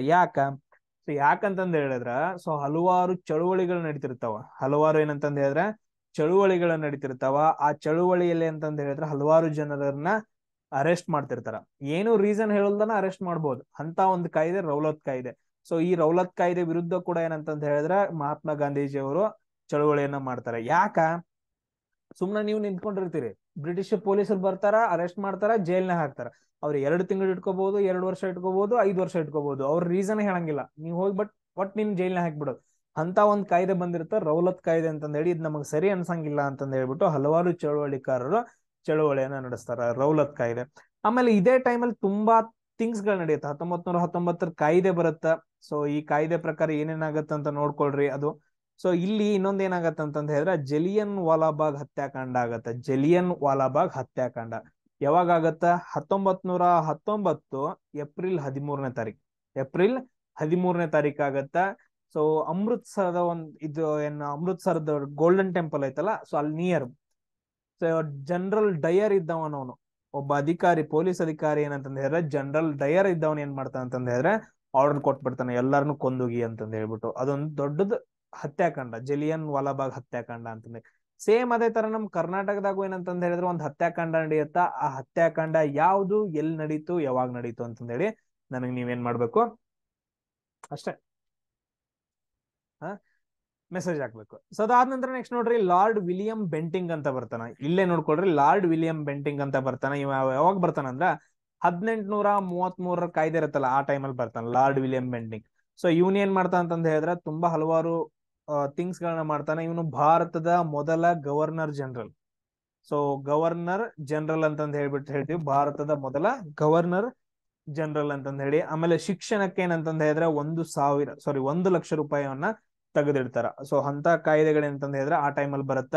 ಆಮೇಲೆ 1828ರಲ್ಲಿ ಏನಂತಂದ ಹೇಳಿದ್ರೆ ರಾಜಾರಾಮ್ ಮೋಹನ್ ರಾಯರ ಜೊತೆಗೆ ಸೇರ್ಬಿಟ್ಟು ವಿಲಿಯಂ ಬೆಂಟಿಕ್ ಸತಿ ಸಹಗಮನ ಪದ್ಧತಿಯನ್ನ ನಿಷೇಧ ಮಾಡ್ತಾನ. ಸೊ ಅದು ಏನಂತಂದ ಹೇಳಿದ್ರೆ ಈ ಒಂದು ತುಂಬಾ important, lord William Bentinck. Next question ನೋಡೋಣ. ಇದು ತುಂಬಾ ಈಸಿ ಎಲ್ರಿಗೂ. ಪಂಚಾಯತ್ ಆಲ್ರೆಡಿ ಸ್ಟಾರ್ಟ್ ಆಗಿದೆ, ಟೈಮಿಂಗ್ ಬೇಗ ಕಮೆಂಟ್ ಹಾಕ್ಬೇಕು. ಸೊ ಪಂಚಾಯತ್ ರಾಜ್ ವ್ಯವಸ್ಥೆಯನ್ನ ಡ್ಯಾಶ್ ಜೋಡಿ ರಾಜ್ಯಗಳಲ್ಲಿ ಮೊದಲು ಅಳವಡಿಸಲಾಯಿತು ಅಂತಂದ ಹೇಳಿ. ಸೊ ಯಾವ ರಾಜ್ಯಗಳಲ್ಲಿ?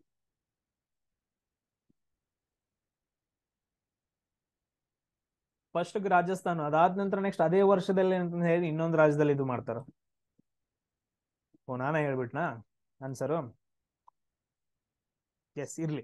ಸೊ ಪಂಚಾಯತ್ ರಾಜ್ ವ್ಯವಸ್ಥೆಯನ್ನ ಮೊದಲ ಬಾರಿಗೆ ಏನಂತಂದ ಹೇಳಿದ್ರೆ ಆಂಧ್ರ ಪ್ರದೇಶ್ ಮತ್ತು ರಾಜಸ್ಥಾನದಲ್ಲಿ ಏನಂತಂದ ಹೇಳಿದ್ರೆ ಸ್ಟಾರ್ಟ್ ಮಾಡ್ತಾರೆ. ಫಸ್ಟ್ ಏನಪ್ಪಾ ಅಂತಂದ ಹೇಳಿದ್ರೆ ರಾಜಸ್ಥಾನದಲ್ಲಿ. ಇವಾಗ ಹೇಳ್ರಿ, ರಾಜಸ್ಥಾನದ ಯಾವ ಗ್ರಾಮದಲ್ಲಿ ಏನಂತಂದ ಹೇಳಿದ್ರೆ ಪಂಚಾಯತ್ ರಾಜ್ ವ್ಯವಸ್ಥೆಯನ್ನ ಮೊದಲ ಬಾರಿಗೆ ಸ್ಟಾರ್ಟ್ ಮಾಡ್ತಾರೆ ಅಂತಂದ ಹೇಳಿ.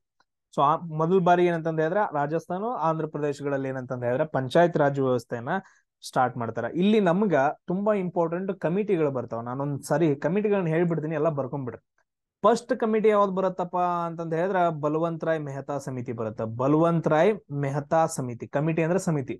ಬಲವಂತ್ ರಾಯ್ ಮೆಹ್ತಾ ಸಮಿತಿ ಇಲ್ಲಿ ಏನ್ ಮಾಡುತ್ತ ಬಲವಂತ್ ರಾಯ್ ಮೆಹ್ತಾ ಸಮಿತಿ? ಇಲ್ಲಿ ನಮ್ಗ 3 ಹಂತದ ಏನಂತಂದ ಹೇಳಿದ್ರೆ ಪಂಚಾಯತ್ ರಾಜ್ ವ್ಯವಸ್ಥೆ ಬೇಕು. ಇವಾಗ ನೀವು ನೋಡಿರ್ಬೋದು, ನಿಮ್ ಊರಾಗ ಗ್ರಾಮ ಪಂಚಾಯತಿ ಐತಿ, ಅದಾದ ನಂತರ ತಾಲೂಕು ಒಳಗಡೆ ತಾಲೂಕ್ ಪಂಚಾಯತಿ ಐತಿ, ಜಿಲ್ಲೆ ಒಳಗಡೆ ಜಿಲ್ಲಾ ಪಂಚಾಯತಿ ಐತಿ. ಇದೇನಪ್ಪಾ ಅಂತಂದ ಹೇಳಿದ್ರೆ 3 ಹಂತದ್ದು: ಜಿಲ್ಲಾ ಪಂಚಾಯತಿ, ತಾಲೂಕ್ ಪಂಚಾಯತಿ, ಗ್ರಾಮ ಪಂಚಾಯತಿ, 3 ಹಂತದ್ದು. ಸೊ ಇದು 3 ಹಂತದ ಟೈರ್ ಬೇಕು ಅಂತಂದ ಹೇಳಿ ಬಲವಂತ್ ರಾಯ್ ಮೆಹ್ತಾ ಅವ್ರು ಹೇಳ್ತಾರೆ. ಇದ್ರಲ್ಲಿ ಹೆಡ್ ಯಾರು? ಜಿಲ್ಲಾ ಪಂಚಾಯತಿ ಅವರು. ಬಟ್ ಆದ್ರೆ ಇದು 3 ಹಂತದ್ದು. ಕೊನೆಯದು ಯಾವ್ದು ಅಂತ ಹೇಳಿದ್ರೆ ಗ್ರಾಮ ಪಂಚಾಯತಿ. ಸೊ ಅದಾದ ನಂತರ ನೆಕ್ಸ್ಟ್ ಇನ್ನೊಬ್ರು ಬರ್ತಾರ, ಅಶೋಕ್ ಮೆಹ್ತಾ ಸಮಿತಿ ಅಂತಂದ ಹೇಳಿ. ಅಶೋಕ್ ಮೆಹ್ತಾ ಸಮಿತಿ ಅಂತಂದ ಹೇಳಿ ಇವ್ರು 2 ಹಂತದ್ದು. ನಮಗ್ ಗ್ರಾಮದ್ ಬೇಡ, ಓನ್ಲಿ ಜಿಲ್ಲಾ ಪಂಚಾಯತ್ ಆಮೇಲೆ ಮಂಡಲ ಪಂಚಾಯತ್. ಮಂಡಲ ಅಂತಂದ ಹೇಳಿದ್ರೆ ತಾಲೂಕ್ ಅಂತ ಹೇಳ್ತೀವಿ ಎಲ್ಲ ಸೇರಿ. ಜಿಲ್ಲಾ ಪಂಚಾಯತ್ ಮತ್ತು ತಾಲೂಕ್ ಪಂಚಾಯತ್ ಅಷ್ಟೇ ಇರ್ಲಿ ಅಥವಾ ಮಂಡಲ್ ಪಂಚಾಯತ್ ಅಷ್ಟೇ ಇರ್ಲಿ ಅಂತಂದ ಹೇಳಿ ಅಶೋಕ್ ಮೆಹ್ತಾ ಸಮಿತಿ ಹೇಳತ್ತ. ಅದಾದ ನಂತರ ನೆಕ್ಸ್ಟ್ ನೋಡ್ರಿ, GVK ರಾವ್ ಅಂತಂದ್ ಬರುತ್ತೆ. ಇನ್ನೊಂದ್ ಯಾವ್ದಪ್ಪ ಅಂತಂದ ಹೇಳಿದ್ರೆ GVK ರಾವ್ ಸಮಿತಿ ಅಂತ ಬರುತ್ತೆ. ಸಿಂಪಲ್ ಆಗಿ ಹೇಳ್ತೀನಿ. ಸೊ ಈ ಎಲ್ಲಾ ಪಂಚಾಯತಿಗಳಿದಾವಲ್ಲ, ಈ ಪಂಚಾಯತಿಗಳಲ್ಲಿ ಏನಂತಂದ ಹೇಳಿದ್ರೆ ಜಿಲ್ಲಾ ಪರಿಷತ್ ಏನಂತಂದ ಹೇಳಿದ್ರೆ ಇರ್ಬೇಕು. ಜಿಲ್ಲಾ ಪರಿಷತ್ ಏನಪ್ಪಾ ಅಂತಂದ ಹೇಳಿದ್ರೆ ಪ್ರಿನ್ಸಿಪಲ್ ಬಾಡಿ ಆಗಿರ್ಬೇಕು ಅಂತಂದ ಹೇಳಿ. ಜಿಲ್ಲಾ ಪರಿಷತ್ ಪ್ರಿನ್ಸಿಪಲ್ ಬಾಡಿ ಆಗಿರ್ಬೇಕು, ಮೇನ್ ಬಾಡಿ ಆಗಿರ್ಬೇಕು ಅಂತಂದ ಹೇಳಿ ಹೇಳ್ತಾನ. ಅದಾದ ನಂತರ ಅದ್ರ ಜೊತೆಗೆ ಇನ್ನೊಂದು ಬರುತ್ತೆ LM ಸಿಂಘ್ವಿ. ತುಂಬಾ ಇಂಪಾರ್ಟೆಂಟ್ ಇದು LM ಸಿಂಘ್ವಿ. ಪಂಚಾಯತ್ ರಾಜ್ಗೆ ಏನಂತಂದ ಹೇಳಿದ್ರೆ ಒಂದು ಕಾನೂನಾತ್ಮಕ ಒಂದು ಗುರುತನ್ನ ಕೊಡ್ತಾರ. ಏನಂತ ಕೊಡ್ತಾರ? ಸೊ ಕಾನ್ಸ್ಟಿಟ್ಯೂಷನಲ್ ರೆಕಾಗ್ನೈಸೇಷನ್ ಅಂತಂದ ಹೇಳ್ತೀವಿ, ಅಂದ್ರ ಗುರುತು. ಇದು ಏನಂತಂದ ಹೇಳಿದ್ರೆ ಇದು ಕೂಡ ಏನಂತಂದ ಹೇಳಿದ್ರೆ ಸಂವಿಧಾನಕ್ಕೆ ಸೇರಿದ್ದು. ಕಾನ್ಸ್ಟಿಟ್ಯೂಷನಲ್ ರೆಕಾಗ್ನೈಸೇಷನ್ ಕೊಡ್ತಾರ. ಯಾವ ಕಮಿಟಿ ಅಂತಂದ ಹೇಳಿದ್ರೆ LM ಸಿಂಘ್ವಿ ಕಮಿಟಿ ಅವರು. ತುಂಬಾ ಇಂಪಾರ್ಟೆಂಟ್ ಈ 4 ಕಮಿಟಿಗಳಂತಂದ ಹೇಳ್ತೀವಿ. ಆಮೇಲೆ ನಮ್ ಕರ್ನಾಟಕದ ಯಾವಾಗ ಬಂತು, ಸೊ ಯಾವಾಗ ಅಳವಡಿಕೆ ಆಯ್ತು ಅನ್ನೋದನ್ನ ನೀವು ಏನ್ ಮಾಡ್ಬೇಕು, ಮೆಸೇಜ್ ಅನ್ನ ಹಾಕ್ಬೇಕು. ಎಸ್, ನೆಕ್ಸ್ಟ್ ಕ್ವಶನ್ ನೋಡ್ರಿ.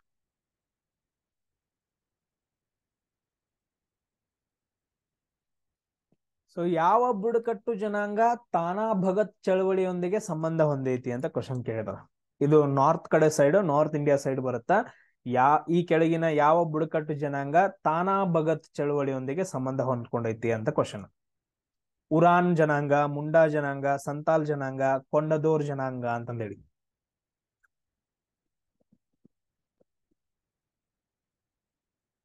S, time up.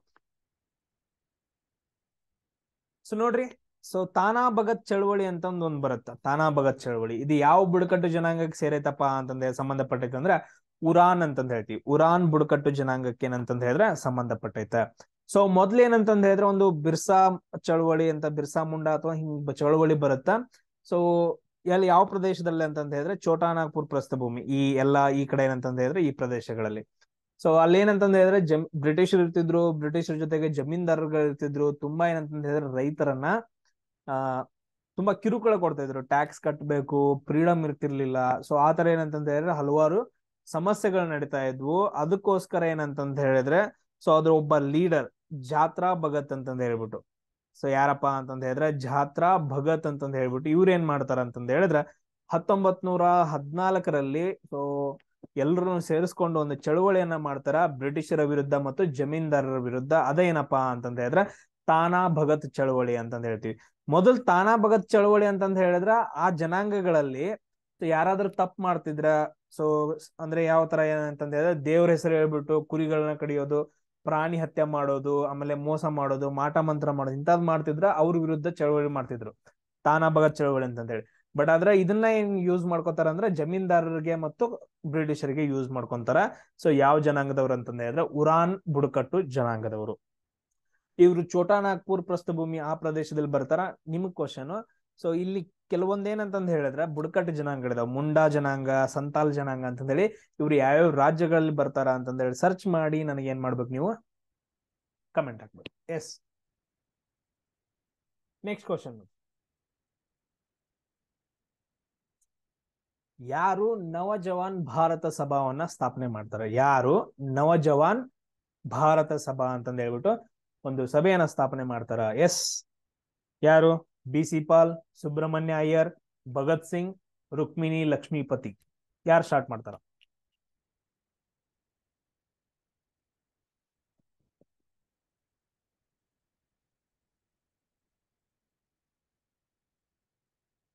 Yes guys, time up. So ಯಾರು ನೋಡ್ರಿ, ಯಾರು ಮೆಸೇಜ್ ಹಾಕಿದಿರಿ? ಇಲ್ಲಿ ಏನಪ್ಪಾ ಅಂತಂದ್ ಹೇಳಿದ್ರೆ ಯಾರು ಕರೆಕ್ಟ್ ಆಗಿ ಹಾಕಿದಾರ ಅಂತಂದ್ ಹೇಳಿ ನೀವು ನೋಡ್ಕೊಬೇಕು. ಸೊ ನವಜವಾನ್ ಭಾರತ ಸಭಾವನ್ನ ಯಾರು ಸ್ಥಾಪನೆ ಮಾಡ್ತಾರ ಅಂತಂದ್ ಹೇಳಿದ್ರೆ ಭಗತ್ ಸಿಂಗ್ ರವ್ರ ಏನಂತಂದ್ ಹೇಳಿದ್ರೆ ಸ್ಥಾಪನೆ ಮಾಡ್ತಾರ. ಯಾವಾಗ ಸ್ಥಾಪನೆ ಮಾಡ್ತಾರ? ಸೊ ಅದನ್ನೆಲ್ಲ ನೀವು ನೋಡ್ಕೊಬೇಕು, ಯಾವಾಗ ಸ್ಥಾಪನೆ ಮಾಡ್ತಾರ.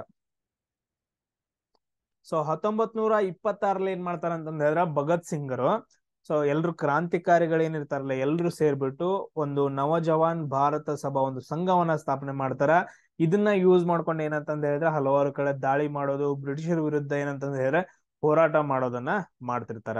ಆಮೇಲೆ ಇಲ್ಲಿ ತುಂಬಾ ಇಂಪಾರ್ಟೆಂಟ್, ಭಗತ್ ಸಿಂಗ್ ಅಂತ ಬಂದಾಗ ಇವ್ರನ್ನ ಯಾವಾಗ ಗಲ್ಲಿಗೆ ಏರ್ಸಲಾಯಿತು ಅಂತಂದ್ ಹೇಳಿ ಕ್ವಶನ್ ಕೇಳ್ತಾರ. ಸೊ ಅದನ್ನೊಂದ್ ಏನಂತಂದ್ ಹೇಳಿದ್ರೆ ಪಾಯಿಂಟ್ ನ ನೋಡ್ಕೋಬೇಕು ನೀವು. ನೆಕ್ಸ್ಟ್ ಕ್ವಶನ್ ನೋಡಿ. ನರೇಂದ್ರ ಮಂಡಲ್ ಅಥವಾ ಚೇಂಬರ್ ಆಫ್ ಪ್ರಿನ್ಸಸ್ ಅನ್ನ ಎಲ್ಲಿ ಉದ್ಘಾಟನೆ ಮಾಡಲಾಯಿತು 1921 ಹೊತ್ತಿಗೆ ಅಂತಂದ್ ಹೇಳಿ ಕ್ವಶನ್ ಕೇಳಿದ್ರೆ? 1921ರಲ್ಲಿ ನರೇಂದ್ರ ಮಂಡಲ್ ಅಥವಾ ಚೇಂಬರ್ ಆಫ್ ಪ್ರಿನ್ಸಸ್ ಅನ್ನ ಎಲ್ಲಿ ಉದ್ಘಾಟನೆ ಮಾಡಿದ್ರು ಅಂತಂದ್ ಹೇಳಿ. ಸೊ ಎಲ್ಲಿ ಅಥವಾ ಯಾರು ಅಂತಂದ್ ಹೇಳಿ, ಯಾರು ಉದ್ಘಾಟಿಸಲಾಯಿತು? ಇನಾಗ್ರೇಟೆಡ್ ಇನ್ 1921 ಬೈ ಅಂತಂದ್ ಹೇಳಿ ಯಾರು ನೋಡ್ರಿ? Lord Curzon, Wellesley, Duke of Connaught ಅಥವಾ ಡ್ಯೂಕ್ ಆಫ್ ವೆಲ್ಲಿಂಗ್ಟನ್. ಸೊ ಯಾರು ಇದು ಮಾಡ್ತಾರ 1921ರಲ್ಲಿ? ಸೊ ಟೈಮ್ ಅಪ್ ಆಗೈತೆ ಆಲ್ರೆಡಿ.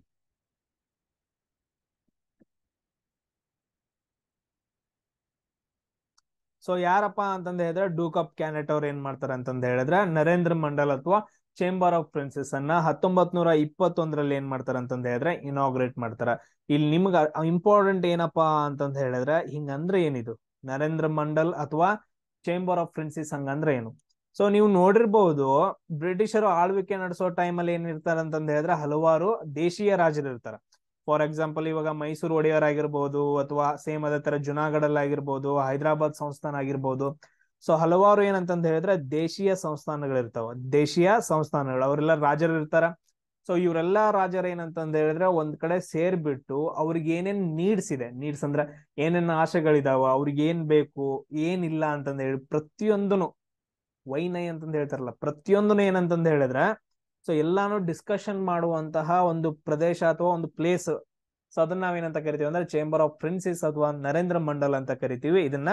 ಸೊ ಡ್ಯೂಕ್ ಆಫ್ ಕ್ಯಾನೆಟ್ ಅವ್ರು ಏನ್ ಮಾಡ್ತಾರೆ ಅಂತಂದ ಹೇಳಿದ್ರೆ ಸ್ಥಾಪನೆ ಮಾಡ್ತಾರೆ, ಯಾಕಂದ್ರೆ ಎಲ್ಲಾರನ್ನು ಹಿಡಿದು ಇಟ್ಕೋಬೇಕಲ್ಲ ಅದ್ರ ಸಲುವಾಗಿದು. ಸೊ ಇದೇನಂತಂದ ಹೇಳಿದ್ರೆ ತುಂಬಾ ಇಂಪಾರ್ಟೆಂಟ್ ಆಗುತ್ತೆ, ಚೇಂಬರ್ ಆಫ್ ಪ್ರಿನ್ಸಸ್ ಅಂತಂದ ಹೇಳ್ಬಿಟ್ಟು. ಸೊ ನೆಕ್ಸ್ಟ್ ಕ್ವಶನ್ ನೋಡೋಣ ನೋಡ್ರಿ. ಬುದ್ಧ, ಧಮ್ಮ ಆಮೇಲೆ ಸಂಘವನ್ನು ಒಟ್ಟಾಗಿ ಏನಂತ ಕರೀತಾರೋ ಅಂತಂದ ಹೇಳ್ಬಿಟ್ಟು. ಸೊ ಏನಂತ ಕರೀತಾರ ನೋಡ್ರಿ? ತ್ರಿರತ್ನ ಅಂತ ಕರೀತಾರ, ಅಥವಾ ತ್ರಿವರ್ಗನ, ತ್ರಿಸರ್ಗನ, ಅಥವಾ ತ್ರಿಮೂರ್ತಿನ, ಏನಂತ ಕರೀತಾರ ನೋಡ್ರಿ? ಸೊ ಟೈಮ್ ಓಡ್ತಾ ಐತಾ, ಬೇಗ ಏನಂತಂದ ಹೇಳಿದ್ರೆ ಕಮೆಂಟ್ ಹಾಕ್ಬೇಕು.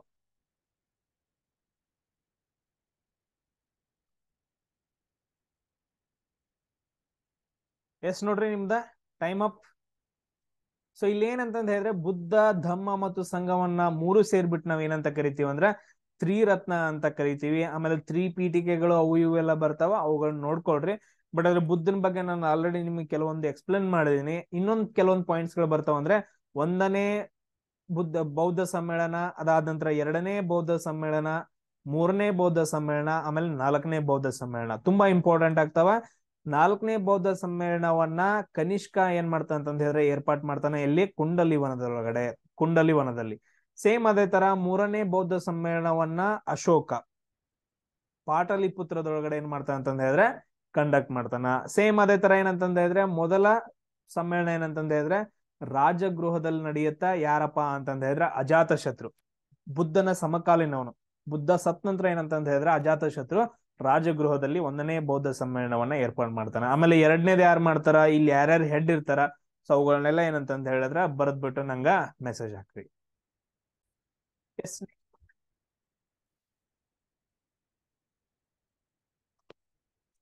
ಸೊ ಯಾರನ್ನ ಸೊ ಏನ್ ಮಾಡ್ತಾರ ಅಂತಂದ ಹೇಳಿದ್ರೆ ಲಿಚ್ಚವಿ ದೌಹಿತ್ರ ಎಂದು ಕರೆಯಲಾಗತ್ತಾ ಅಂತ ಕ್ವಶನ್ ಕೇಳಿದ್ರೆ, ಯಾರನ್ನ ಲಿಚ್ಚವಿ ದೌಹಿತ್ರ. ಸೊ ಇಲ್ಲಿ ದೌಹಿತ್ರ ಅಂತಂದ ಹೇಳಿದ್ರೆ ಡಾಟರ್ ಸನ್. ಸೊ ಏನಂತಂದ ಹೇಳಿದ್ರೆ ಮಗಳ ಮಗ ಅಂತ ಕರಿತೀವಿ, ಮಗಳ ಮಗ. ಸೊ ನೋಡ್ರಿ ಟೈಮ್ ಓಡ್ತಾ ಐತ. ಸೊ ಯಾರನ್ನ ಕರಿತೀವಿ ನೋಡ್ರಿ,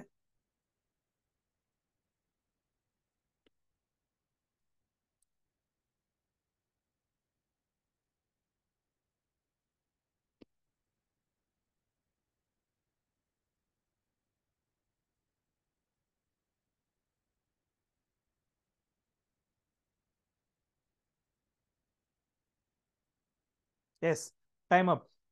ನೋಡ್ರಿ ಇಲ್ಲಿ ಯಾರನ್ನ ಕರೀತಾರ, ಸೊ ಲಿಚ್ಚವಿ ಅಂತಂದ್ ಹೇಳ್ಬಿಟ್ಟು, ಲಿಚ್ಚವಿ ದೌಹಿತ್ರ ಅಂತಂದ್ ಹೇಳ್ಬಿಟ್ಟು, ಇಲ್ಲಿ ನಿಮ್ಗೆ ಒಂದೇನಪ್ಪಾ ಅಂತಂದ್ ಹೇಳಿದ್ರೆ ಆನ್ಸರ್ನ ನಾವು ಏನಂತ ಕರಿತೀವಿ ಅಂದ್ರೆ ಸಮುದ್ರಗುಪ್ತ ಅಂತ ಕರಿತೀವಿ. ಇಲ್ಲಿ ತುಂಬಾ ಇಂಪಾರ್ಟೆಂಟ್.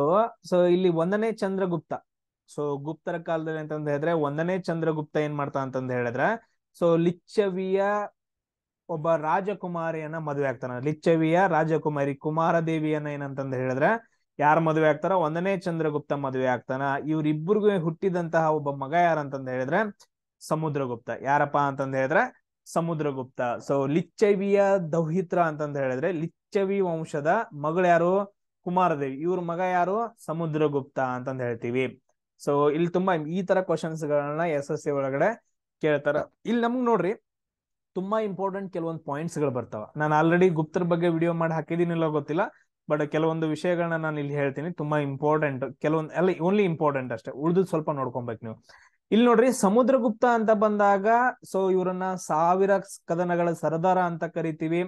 ಸೊ ಇವರೊಬ್ಬ ದಂಡನಾಯಕ ಯಾರಪ್ಪ ಅಂತಂದ ಹೇಳಿದ್ರೆ ಹರಿಸೇನ ಅಂತ ಬರ್ತಾನ. ಇವರು ಒಂದು ಶಾಸನವನ್ನ ಇದು ಮಾಡ್ತಾರ, ಅಲಹಾಬಾದ್ ಸ್ತಂಭ ಶಾಸನ ಅಂತಂದ ಹೇಳ್ಬಿಟ್ಟು. ಅಲಹಾಬಾದ್ ಸ್ತಂಭ ಶಾಸನ ಇದು ಯಾರ ಸೈನಿಕ ಸಾಧನೆಗಳನ್ನ ಹೇಳುತ್ತ ಅಂತಂದ ಹೇಳಿದ್ರೆ ಸಮುದ್ರಗುಪ್ತನ ಸೈನಿಕ ಸಾಧನೆಗಳನ್ನ ಹೇಳುತ್ತ. ಸೇಮ್ ಅದೇ ತರ ಸೊ ಬಾದಾಮಿ ಚಾಲುಕ್ಯರಲ್ಲಿ ರವಿಕೀರ್ತಿ ಅಂತ ಬರ್ತಾನ. ಸೊ ಅವನು ಯಾವ ಶಾಸನವನ್ನ ಹೊರಡಿಸ್ತಾನ, ಯಾರ ಸೈನಿಕ ಸಾಧನೆಗಳ ಬಗ್ಗೆ ಹೇಳುತ್ತಾ ನೀವು ಮೆಸೇಜ್ ಆಗ್ಬೇಕು. ಸೇಮ್ ಅದೇ ತರ ನೋಡ್ರಿ ಕುಮಾರಗುಪ್ತ. ಕುಮಾರಗುಪ್ತ ಸೊ ಇವ್ ಏನ್ ಮಾಡ್ತಪ್ಪ ಅಂತಂದ ಹೇಳಿದ್ರೆ ತುಂಬಾ ಇಂಪಾರ್ಟೆಂಟ್. ಸೊ ಕುಮಾರಗುಪ್ತನ ಬಗ್ಗೆ ನಮ್ಗೊಂದು ಎಲ್ಲೋ ಒಂದು ಕ್ವಶನ್ ಕೇಳ್ತಾರ. ನಳಂದ ವಿಶ್ವವಿದ್ಯಾಲಯವನ್ನ ಸ್ಥಾಪನೆ ಮಾಡ್ತಾನೆ, ತುಂಬಾ ಇಂಪಾರ್ಟೆಂಟ್. ನಳಂದ ವಿಶ್ವವಿದ್ಯಾಲಯವನ್ನ ಯಾರು ಸ್ಥಾಪನೆ ಮಾಡ್ತಾರ ಅಂತಂದ ಹೇಳಿದ್ರೆ 1ನೇ ಕುಮಾರಗುಪ್ತ ಸ್ಥಾಪನೆ ಮಾಡ್ತಾನ. ಆಮೇಲೆ ಸ್ಕಂದಗುಪ್ತ ಬರ್ತಾನ. ಇವನ್ ಏನ್ ಮಾಡ್ತಾನ ಅಂತಂದ ಹೇಳಿದ್ರೆ ಶಿಕಾರಿಗಳ ಜೊತೆಗೆ ಸೊ ಹೋರಾಟ ನಡೆಸ್ತಾನ. ಆಮೇಲೆ 1ನೇ ಚಂದ್ರಗುಪ್ತ ಇವ್ ನಾರ್ಮಲ್ ಆಗಿ ಏನಂತಂದ ಹೇಳಿದ್ರೆ ಹೇಳ್ತೀವಿ ಮಹಾರಾಜಾದಿರಾಜ ಒಂದು ಬಿರುದನ್ನ ಹೊಂದಿರ್ತಾನ. ಸೊ 1ನೇ ಚಂದ್ರಗುಪ್ತ. ಸೊ ಇವುಗಳ ಬಗ್ಗೆ ಏನಂತಂದ ಹೇಳಿದ್ರೆ ಕೆಲವೊಂದು ವಿಷಯಗಳನ್ನ ನೋಡ್ಕೋಬೇಕು. ಸೊ ನಾನು ಕೂಡ ಏನಂತಂದ ಹೇಳಿದ್ರೆ ಒಂದು ವಿಡಿಯೋ ಮಾಡಿ ಹಾಕಿರ್ತೀನಿ. ಸೊ ನೆಕ್ಸ್ಟ್ ಕ್ವಶನ್ ನೋಡ್ರಿ, ತುಂಬಾ ಇಂಪಾರ್ಟೆಂಟ್. ಆಲ್ರೆಡಿ ಟೈಮ್ ಸ್ಟಾರ್ಟ್ ಆಗೈತೆ, ಓದ್ಬಿಟ್ಟು ಕಮೆಂಟ್ ಅಲ್ಲಿ ಆನ್ಸರ್ ಹಾಕ್ಬೇಕು. ಉತ್ತರ ಮೇರೂರು ಶಾಸನ ಯಾರ ಬಗ್ಗೆ, ಯಾರ ಆಡಳಿತದ ಬಗ್ಗೆ ಮಾಹಿತಿಯನ್ನ ಒದಗಿಸುತ್ತ ಅಂತಂದ ಹೇಳ್ಬಿಟ್ಟು. ಸೊ ಪಲ್ಲವರ ಬಗ್ಗೆನಾ, ಚೋಳರ ಬಗ್ಗೆನಾ, ಅಥವಾ ಚಾಲುಕ್ಯರ ಬಗ್ಗೆನಾ, ಅಥವಾ ಶಾತವಾಹನರ ಬಗ್ಗೆನಾ ಅಂತಂದ ಹೇಳ್ಬಿಟ್ಟು.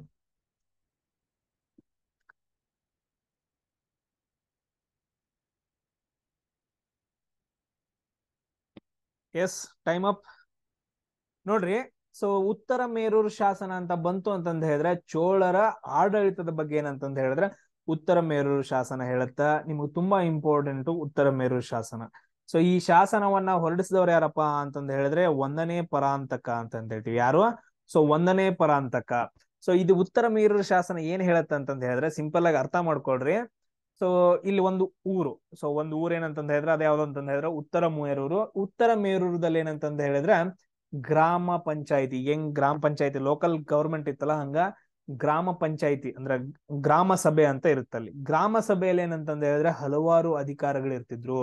ಸೊ ಒಂದೊಂದು ಓಣಿ ಅಂತ ಕರಿತಿರಲ್ಲ, ಒಂದೊಂದು ಓಣಿ ವಟಾರ ಅಂತ ಏನ್ ಕರಿತೀವಿ ನೋಡ್ರಿ, ಒಂದೊಂದು ಸ್ಟ್ರೀಟ್.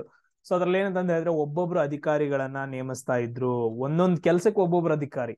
ಸೊ ನೀರು, ಅದಾದ ನಂತರ ನೆಕ್ಸ್ಟ್ ಎಜುಕೇಶನ್ ಆಗಿರ್ಬೋದು, ಎಲ್ಲ ಏನಂತಂದ್ರೆ ಉತ್ತರ ಮೇರು ಶಾಸನ ಆ ಊರದಲ್ಲಿ ಒಬ್ಬೊಬ್ರು ಅಧ್ಯಕ್ಷರಿದ್ರು, ಅವ್ರೆಲ್ಲ ನೋಡ್ಕೊಂತಾ ಇದ್ರು. 2 ವರ್ಷದವರೆಗೂ ಅವ್ರ ಅಧಿಕಾರಾವಧಿ ಇರ್ತಿತ್ತು. ಒಂದ್ಸರಿ ಅಧ್ಯಕ್ಷರಾದ್ರ ಅಂತಂದ ಹೇಳಿದ್ರೆ ನೆಕ್ಸ್ಟ್ ಆಗಂಗಿಲ್ಲ, ಲೈಫ್ ಟೈಮ್ ಅಂತ ಏನಂತಂದ ಹೇಳಿದ್ರೆ ಒಂದು ಆಡಳಿತ ಉತ್ತರ ಮೇರು ಶಾಸನದಲ್ಲಿ ಇತ್ತು. ಸೊ ಅದನ್ನ ಕೊಟ್ಟಿದ್ದಾರೆ. ಸೊ ಇಲ್ಲೇನಂತಂದ ಹೇಳಿದ್ರೆ ಆ ಅಧ್ಯಕ್ಷರನ್ನ ಹೆಂಗ್ ಇದು ಮಾಡ್ತಾ ಇದ್ರು, ಅರಳಿ ಮರದ ಎಲೆ ಬರುತ್ತಲ್ಲ, ಆ ಅರಳಿ ಮರದ ಎಲೆ ಮೇಲೆ ಏನಂತಂದ ಹೇಳಿದ್ರೆ ಸೊ ಅವ್ರ ಹೆಸರನ್ನ ಬರದಾಕ್ತಾ ಇದ್ರು. ಈಗ ಅವ್ರಿಗೆ ಬಹುಪತ್ನಿತ್ವ ಇತ್ತು ಅಂದ್ರೆ, ಹಲವಾರು ಜನರನ್ನ ಮದುವೆ ಆಗಿದ್ರು ಅಂತಂದ ಹೇಳಿದ್ರೆ ಅವ್ರ ಇದು ಬರಂಗಿಲ್ಲ, ಅಧ್ಯಕ್ಷರಾಗಂಗಿಲ್ಲ. ಅಂತ ಕಂಡೀಷನ್ ಮೊದಲಿದ್ವು. ಸೊ ಅವಾಗ ಏನ್ ಮಾಡ್ತಿದ್ರು, ಒಂದ್ ಕಡೆ ಇಡ್ತಾ ಇದ್ರು, ಚಿಕ್ಕ ಮಕ್ಕಳನ್ನ ಕರೆದ್ಬಿಟ್ಟು ಅದನ್ನ ಎಲೆಯನ್ನ ಎತ್ತಕ್ ಹಚ್ತಾ ಇದ್ರು. ಯಾವ ಎಲೆ ಬರುತ್ತೋ ಅವ್ರ ಏನಂತ ಹೇಳಿದ್ರೆ ಅಧ್ಯಕ್ಷರಾಗ್ತಾ ಇದ್ರು. ಅಂತ ಒಂದು ಆಡಳಿತ ಇತ್ತು ಉತ್ತರ ಮೇರೂರು ಶಾಸನ ಅಂತಂದ ಹೇಳಿ, ಚೋಳರ ಕಾಲದಲ್ಲಿ ಬರುತ್ತೆ. ಇದು ತುಂಬಾ ಇಂಪಾರ್ಟೆಂಟ್. ಸೊ ನೆಕ್ಸ್ಟ್ ಕ್ವಶನ್ ನೋಡ್ರಿ, 1784 ಪೀಟ್ಸ್ ಇಂಡಿಯಾ ಕಾಯ್ದೆ ಅನ್ನೋದು ಇದೊಂದೇನು? ಸುಗ್ರೀವಾಜ್ಞೆನ, ರೆಸೊಲ್ಯೂಷನ್ ಅಥವಾ ಶ್ವೇತಪತ್ರನ ಅಥವಾ ನಿಯಂತ್ರಣ ಕಾಯ್ದೆನ? ಸೊ ಏನಂತ ನೀವು ಹೇಳ್ಬೇಕು ಬೇಗ.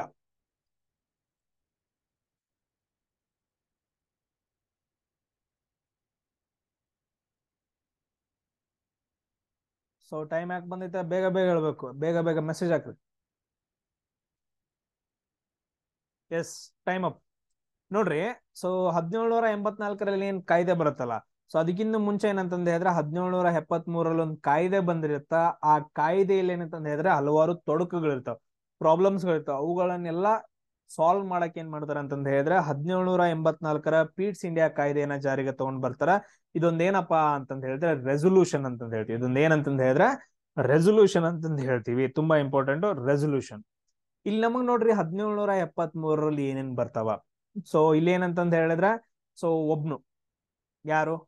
ಯಾರನ್ನೋ ಒಬ್ಬನ ಏನಂತಂದ ಹೇಳಿದ್ರೆ ಬಂಗಾಳದ ಗವರ್ನರ್ ಜನರಲ್ ಆಗಿ ಏನಂತಂದ ಹೇಳಿದ್ರೆ ನೇಮಕ ಮಾಡ್ತಾರ. ಅವ್ನ್ ಯಾರಂತ ನೀವ್ ಹಾಕ್ಬೇಕು, ನನಗಂತೂ ಗೊತ್ತಿಲ್ಲ.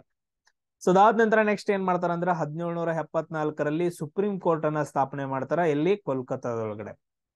ಸೊ ಅದಾದ ನಂತರ ನೆಕ್ಸ್ಟ್ ಏನಪ್ಪಾ ಅಂತಂದ ಹೇಳಿದ್ರೆ ದ್ವಿಮುಖ ಸರ್ಕಾರ ಪದ್ಧತಿ ಇರುತ್ತೆ. ದ್ವಿಮುಖ ಸರ್ಕಾರ ಪದ್ಧತಿ ಅಂತಂದ ಹೇಳಿದ್ರ ದೇಶೀಯ ಸಂಸ್ಥಾನದೊಳಗಡೆ ಏನ್ ಮಾಡ್ತಾರ ಅಂತಂದ ಹೇಳಿದ್ರೆ ಟ್ಯಾಕ್ಸ್ ಅನ್ನ, ತೆರಿಗೆಯನ್ನ ಕಲೆಕ್ಟ್ ಮಾಡೋದು ಯಾರು? ಬ್ರಿಟಿಷರು. ಅದಾದ ನಂತರ ನ್ಯಾಯವನ್ನ ನೋಡ್ಕೊಂಡು ಹೋಗೋದು ಯಾರು ಅಂತಂದ ಹೇಳಿದ್ರೆ ಆ ರಾಜ. ಈ ತರ ದ್ವಿಮುಖ ಸರ್ಕಾರ ಇತ್ತು. ಸೊ ಅದನ್ನು ಕೂಡ ಏನಂತಂದ ಹೇಳಿದ್ರೆ ಇದರಲ್ಲಿ 1773 ರದ್ದು ಮಾಡ್ತಾರ. ಈ ತರ ಕೆಲವೊಂದು ವಿಷಯಗಳು ಬರ್ತಾವ, ಇನ್ನು ಹಲವಾರು ಬರ್ತಾವ. ಅವುಗಳನ್ನ ಸ್ವಲ್ಪ ಏನ್ ಮಾಡ್ಕೋಬೇಕು, ನೀವು ನೋಡ್ಕೊಂಡು ಇಟ್ಕೋಬೇಕು. ನೆಕ್ಸ್ಟ್ ಕ್ವಶನ್ ನೋಡ್ರಿ, ಈ ಕೆಳಗಳಲ್ಲಿ ಎಒ ಹ್ಯೂಮ್ ಬಗ್ಗೆ ಯಾವ್ದು ಸಂಬಂಧ ನಿಜ ಅಲ್ಲ? ಎಒ ಹ್ಯೂಮ್ ಬಗ್ಗೆ ನಿಮ್ಗೆ ಎಲ್ರು ಗೊತ್ತೈತೆ. ಸೊ ಅವ್ರು ಯಾವ್ದು ನಿಜ ಅಲ್ಲ ಅಂತಂದ್ರೆ, ಸೊ ಅವರು ಭಾರತೀಯ ಕಾಂಗ್ರೆಸ್ ಅನ್ನ ಸ್ಥಾಪನೆ ಮಾಡಿದ್ರು. ಸೊ ಅವರು ಕಾಂಗ್ರೆಸ್ ವಾರ್ಷಿಕ ಸಭೆ 2 ಬಾರಿ ಸೆಷನ್ಗಳ ಅಧ್ಯಕ್ಷತೆಯನ್ನ ವಹಿಸಿದ್ರು.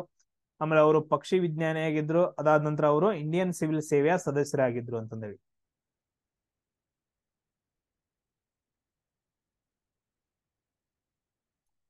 ಎಸ್, ಟೈಮ್ ಅಪ್ ನೋಡ್ರಿ.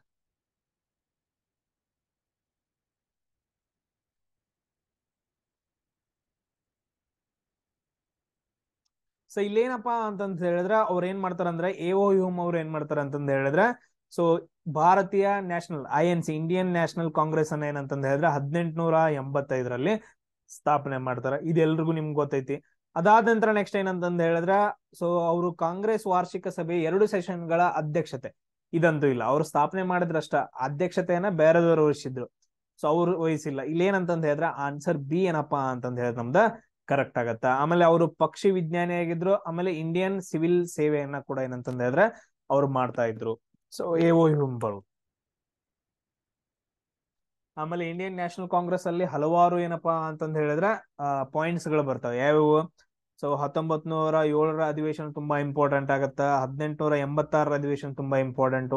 1916, ಆಮೇಲೆ 1917, 1922, 1925, ಆಮೇಲೆ ನೆಕ್ಸ್ಟ್ 1924 ಗಾಂಧೀಜಿ ಅವರು ಅಟೆಂಡ್ ಆಗಿದ್ದು. 1938 ಮತ್ತು 39, ಆಮೇಲೆ 1930 ಅಧಿವೇಶನಗಳು. ಈ ಅಧಿವೇಶನಗಳಲ್ಲಿ ಯಾರ್ಯಾರು ಅಧ್ಯಕ್ಷತೆಯನ್ನ ವಹಿಸಿದ್ರು ಅಂತ ನೀವ ನೋಡ್ಕೋಬೇಕು. ನೆಕ್ಸ್ಟ್ ನೋಡ್ರಿ ಕ್ವಶನ್. ಟೈಮರ್ ಆನ್ ಆಗೈತಿ ನೋಡ್ರಿ. ಈ ಕೆಳಗಿನವುಗಳಲ್ಲಿ ಯಾವ ಚಳವಳಿಯು ಸ್ವಾತಂತ್ರ್ಯದ ಮುನ್ನಾ ದಿನದಂದು ಅತಿ ದೊಡ್ಡ ರೈತ ಗೆರಿಲ್ಲಾ ಯುದ್ಧ ಎಂದು ಕಂಡಿತು ಅಂತಂದೇಳಿ? ಸೊ ಯಾವುದು?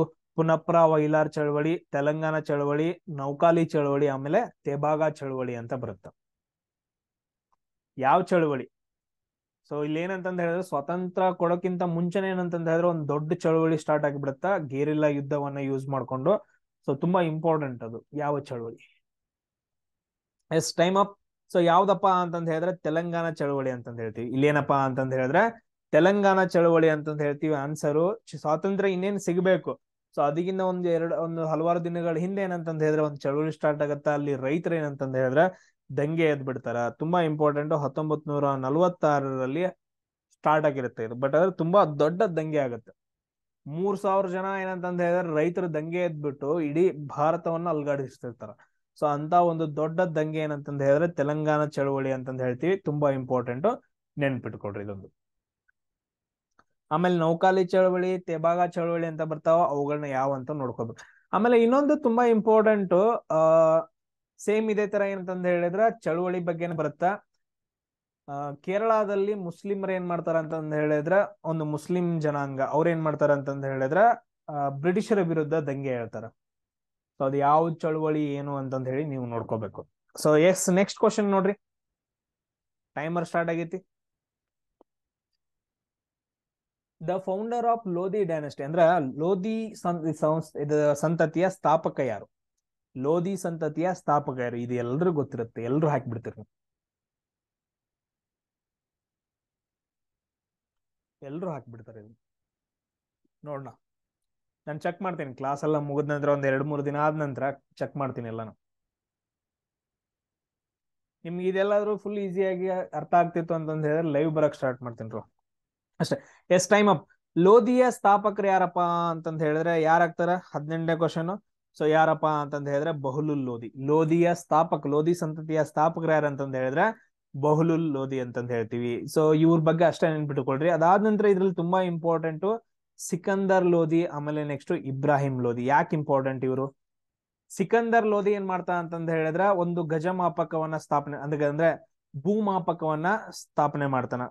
ಭೂಮಾಪಕ ಅಂದ್ರ ಭೂಮಿಯನ್ನ ಅಳಿಯೋ ಒಂದು ಮಾಪನವನ್ನ ಸ್ಟಾರ್ಟ್ ಮಾಡ್ತಾನ.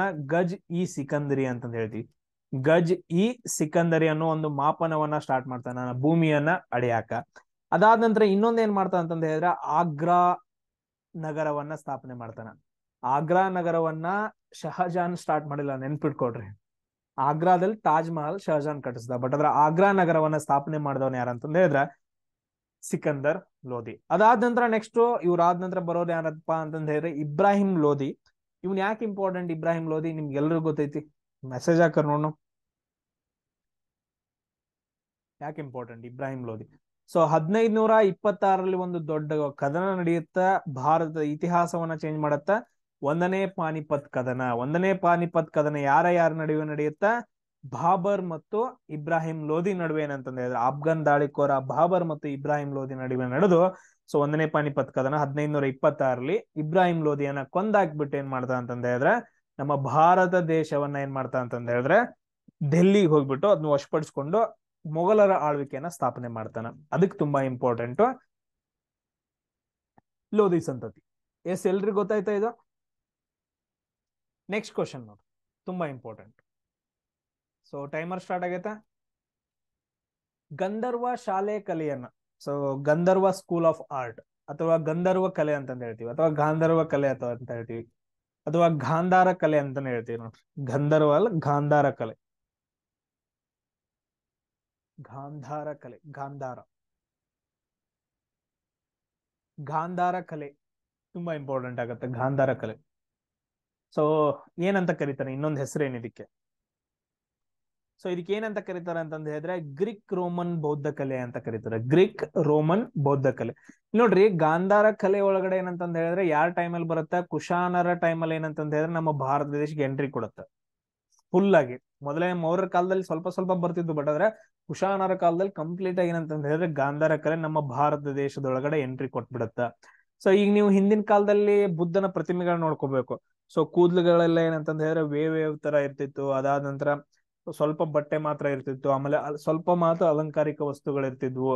ಆಮೇಲೆ ಅವನ್ ನೋಡಿದ್ರಿ ಅಂತಂದ ಹೇಳಿದ್ರೆ ಪ್ರತಿಮೆಗಳನ್ನ ನೈಸರ್ಗಿಕವಾಗಿ ಕಾಣ್ತಿದ್ವು. ನೈಸರ್ಗಿಕವಾಗಿ ಫುಲ್ ಏನಂತಂದ್ರೆ ನೈಸರ್ಗಿಕವಾಗಿ ಕಾಣುವಂತ ಒಂದು ಕಲೆಯನ್ನ ನಾವು ಗಾಂಧಾರ ಕಲೆ ಅಂತ ಕರಿತೀವಿ. ಇದು ಎಲ್ಲಿಂದ ಮಿಕ್ಸ್ ಆಗಿತ್ತು ಅಂತಂದ ಹೇಳಿದ್ರೆ ಗ್ರೀಕರಿಂದ, ನೆಕ್ಸ್ಟ್ ರೋಮನ್ರಿಂದ ಮಿಕ್ಸ್ ಆಗಿ, ಅದಾದ ನಂತರ ನೆಕ್ಸ್ಟ್ ನಮ್ ಇಂಡಿಯಾಗ್ ಬಂದು, ಸೊ ಅದನ್ನ ನಾವು ಗ್ರೀಕ್ ರೋಮನ್ ಬೌದ್ಧ ಕಲೆ ಅಂತ ಕರಿತೀವಿ. ಯಾಕಂತಂದ ಹೇಳಿದ್ರೆ ಆ ಕಲೆಯಿಂದ ಓನ್ಲಿ ಬುದ್ಧನ ಪ್ರತಿಮೆಗಳನ್ನ ಸ್ತೂಪಗಳನ್ನ ಅಷ್ಟೇನಂತಂದ್ರೆ ನಿರ್ಮಾಣ ಮಾಡೋದ್ರಿಂದ ಗ್ರೀಕ್ ರೋಮನ್ ಬೌದ್ಧ ಕಲೆ ಅಂತ ಕರಿತೀವಿ. ಆಮೇಲೆ ದ್ರಾವಿಡನ್ ಕಲೆ ಅಂತ ಬರುತ್ತಾ. ಸೊ ಇಲ್ಲಿ ಏನಂತಂದ ಹೇಳಿದ್ರೆ ಗಾಂಧಾರ ಶೈಲಿ. ಫಸ್ಟ್ ಯಾವುದು ಗಾಂಧಾರ ಶೈಲಿ. ನೆಕ್ಸ್ಟ್ ತುಂಬಾ ಇಂಪಾರ್ಟೆಂಟ್ ನಾಗರ ಶೈಲಿ ಅಂತ ಬರುತ್ತೆ. ಗುಪ್ತರ ಕಾಲದಲ್ಲಿ ಎಲ್ಲ ನಾಗರ ಶೈಲಿ ಉತ್ತರ ಭಾರತದಲ್ಲಿ. ದಕ್ಷಿಣ ಭಾರತದಲ್ಲಿ ಚೋಳರು, ಪಲ್ಲವರು, ಬಾದಾಮಿ ಚಾಲುಕ್ಯರು, ರಾಷ್ಟ್ರಕೂಟರು, ಅದಾದ ನಂತರ ನೆಕ್ಸ್ಟ್ ಚಾಲುಕ್ಯರು, ಬಾದಾಮಿ ಚಾಲುಕ್ಯರು, ಕಲ್ಯಾಣಿ ಚಾಲುಕ್ಯ, ಇವರೆಲ್ಲರೂ ಏನಂತಂದ ಹೇಳಿದ್ರೆ ಇನ್ನೊಂದು ಓಪನ್ ಮಾಡ್ತಾರ ದ್ರಾವಿಡ ಶೈಲಿ ಅಂತಂದ ಹೇಳ್ಬಿಟ್ಟು. ಬಟ್ ಆದ್ರೆ ಪರ್ಟಿಕ್ಯುಲರ್ ಆಗಿ ಚಾಲುಕ್ಯರು ಯೂಸ್ ಮಾಡಿದಂಥದ್ದು ಯಾವ್ದಂತಂದ ಹೇಳಿದ್ರೆ ವೇಸರ ಶೈಲಿ ಅಂತ ಬರುತ್ತೆ. ವೇಸರ ಶೈಲಿ, ನಾಗರ ಶೈಲಿ ಮತ್ತು ದ್ರಾವಿಡ ಶೈಲಿ ಎರಡು ಮಿಕ್ಸ್ ಮಾಡಿ ಪ್ರತಿಮೆಗಳನ್ನ, ದೇವಸ್ಥಾನಗಳನ್ನ ಕಟ್ತಾರೆ. ಅದನ್ನ ನಾವು ವೇಸರ ಶೈಲಿ ಅಂತ ಕರಿತೀವಿ. ಇವುಗಳೆಲ್ಲ ಡಿಫ್ರೆನ್ಸ್ ಗೊತ್ತಿರ್ಬೇಕು ಸ್ವಲ್ಪ. ಎಸ್, ನೆಕ್ಸ್ಟ್ ಕ್ವಶನ್ ನೋಡ್ರಿ. ಸೊ ಟೈಮರ್ ಆನ್ ಆಗೈತೆ, ಆನ್ಸರ್ ಹೇಳ್ಬೇಕು. ರಷ್ಯಾದ ಬೋಲ್ಜೆವಿಕ್ ಕ್ರಾಂತಿಯು ಈ ಕೆಳಗಿನವುಗಳನ್ನ ಸಂಕೇತಿಸುತ್ತದೆ. ಬೋಲ್ಶೆವಿಕ್ ಅಂತಂತ ಹೇಳ್ಬಿಟ್ಟು ರಷ್ಯಾದ ಬೋಲ್ಶೆವಿಕ್ ಕ್ರಾಂತಿ ಈ ಕೆಳಗಿನದನ್ನ ತೋರಿಸುತ್ತ.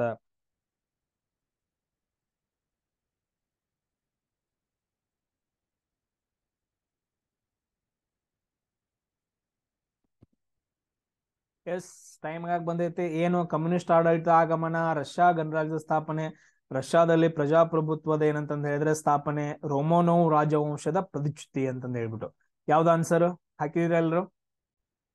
ಎಸ್, ಇಲ್ಲಿ ಏನಂತಂದ ಹೇಳಿದ್ರೆ ಬೋಲ್ಶೆವಿಕ್ ಕ್ರಾಂತಿ ಬಂದ ನಂತರ ಏನಂತಂದ ಹೇಳಿದ್ರೆ ಕಮ್ಯುನಿಸ್ಟ್ ಆಡಳಿತದ ಆಗಮನ ಆಗತ್ತೆ ರಷ್ಯಾದೊಳಗಡೆ. ತುಂಬಾ ಇಂಪಾರ್ಟೆಂಟ್ ರಷ್ಯಾದೊಳಗಡೆ. ಅದರಲ್ಲಿ ತುಂಬಾ ಇಂಪಾರ್ಟೆಂಟ್ ಲೀಡರ್ಸ್ ಯಾರು ಅಂತಂದ ಹೇಳಿದ್ರೆ ಫಸ್ಟ್ ಬರೋನು ಲೆನಿನ್, ರಷ್ಯಾವನ್ನೇ ಚೇಂಜ್ ಮಾಡ್ಬಿಟ್ಟ ಅವನು. ಸೊ ಅದಾದ ನಂತರ ನೆಕ್ಸ್ಟ್ ಬರೋನ್ ಯಾರಪ್ಪ ಅಂತಂದ ಹೇಳಿದ್ರೆ ಸ್ಟಾಲಿನ್. ಇವನೇನಂತಂದ ಹೇಳಿದ್ರೆ ರಷ್ಯಾವನ್ನ ಒಂದು ದೊಡ್ಡ ದೇಶವನ್ನಾಗಿ, ಸೊ ಅಭಿವೃದ್ಧಿ ಹೊಂದಿದ ದೇಶವನ್ನಾಗಿ ಕನ್ವರ್ಟ್ ಮಾಡ್ತಾನೆ. ಇವನೇ ಏನಂತಂದ ಹೇಳಿದ್ರೆ ಫಸ್ಟ್ ಟೈಮ್ ಪಂಚವಾರ್ಷಿಕ ಯೋಜನೆಗಳನ್ನ ಜಾರಿಗೆ ತಗೊಂಡು ಬರ್ತಾನೆ. ವರ್ಲ್ಡ್ ಅಲ್ಲಿ ಸ್ಟಾಲಿನ್ ಇದ್ದವನು ಫಸ್ಟ್ ಟೈಮ್ ರಷ್ಯಾದೊಳಗಡೆ ಪಂಚವಾರ್ಷಿಕ ಯೋಜನೆಗಳನ್ನ ಜಾರಿಗೆ ತಗೊಂಡ್ ಬರ್ತಾನೆ. ಸೊ ಅದೇ ಸೇಮ್ ಒಂದು ಏನಂತಂದ ಹೇಳಿದ್ರೆ ಪ್ರಿನ್ಸಿಪಲ್ ಅನ್ನ ಏನಂತ ನಮ್ಮ ಇಂಡಿಯಾದೊಳಗಡೆ ಪಂಚವಾರ್ಷಿಕ ಸ್ಟಾರ್ಟ್ ಮಾಡ್ತಾರೆ. ರಷ್ಯಾದಿಂದ ಸ್ಟಾಲಿನ್ ಕಡೆಯಿಂದ ಜವಾಹರ್ಲಾಲ್ ನೆಹರು ಅವರು ತಗೊಂಡ್ ಬರ್ತಾರ. ಸೊ ರಷ್ಯಾ ಅಂತ ಬಂದಾಗ ಏನಂತಂದ ಹೇಳಿದ್ರೆ ಅತಿ ದೊಡ್ಡ ದೇಶ ಅಂತಂದ ಹೇಳ್ತೀವಿ. ಸೊ ಇವಾಗ ರೀಸೆಂಟ್ ಆಗಿ ರಷ್ಯಾ ಮತ್ತು ಉಕ್ರೇನ್ ನಡುವೆ ಯುದ್ಧಗಳಾಗಿದಾವ. ಸೊ ಅದ್ರ ಬಗ್ಗೆ ಕೆಲವೊಂದು ಕ್ವಶನ್ಸ್ ಗಳನ್ನ ಕೇಳ್ಬಹುದು. ಸೊ ಅವುಗಳನ್ನ ನೀವು ನೋಡ್ಕೊಬೇಕು. ಸೊ ನೆಕ್ಸ್ಟ್ ಏನ್ ಮಾಡೋಣ ಅಂತ ಹೇಳಿದ್ರೆ ಇನ್ನೂ ಡೀಟೇಲ್ ಆಗಿ ಹೇಳ್ತಾ ಹೋಗೋಣ. ಸೊ ಕೇಳಿದ ಕ್ವಶನ್ಸ್ ಗಳಿಗೆ ಎಲ್ಲರೂ ಆನ್ಸರ್ ಹಾಕಿದ್ರೆ ಅನ್ಕೊಂತೀನಿ. ಸೊ ನಿಮ್ಗೆಲ್ರಿಗೂ ಇಷ್ಟ ಆಯ್ತು ಅಂತಂದ ಹೇಳಿದ್ರೆ ನಾನು ನೆಕ್ಸ್ಟ್ ಲೈವ್ ಬರೋಕ್ಕೂ ಸ್ಟಾರ್ಟ್ ಮಾಡ್ತೀನಿ. ಸೇಮ್ ಇದೇ ತರ ಲೈವ್ ಅಲ್ಲೂ ಕೂಡ ಏನಂದ್ರೆ ಡಿಸ್ಕಷನ್ ಮಾಡ್ತಾ ಹೋಗೋಣ. ಸೊ ನೆಕ್ಸ್ಟ್ ಕ್ಲಾಸ್ ಅಲ್ಲಿ ಸಿಗೋಣ. ಜೈ ಹಿಂದ್.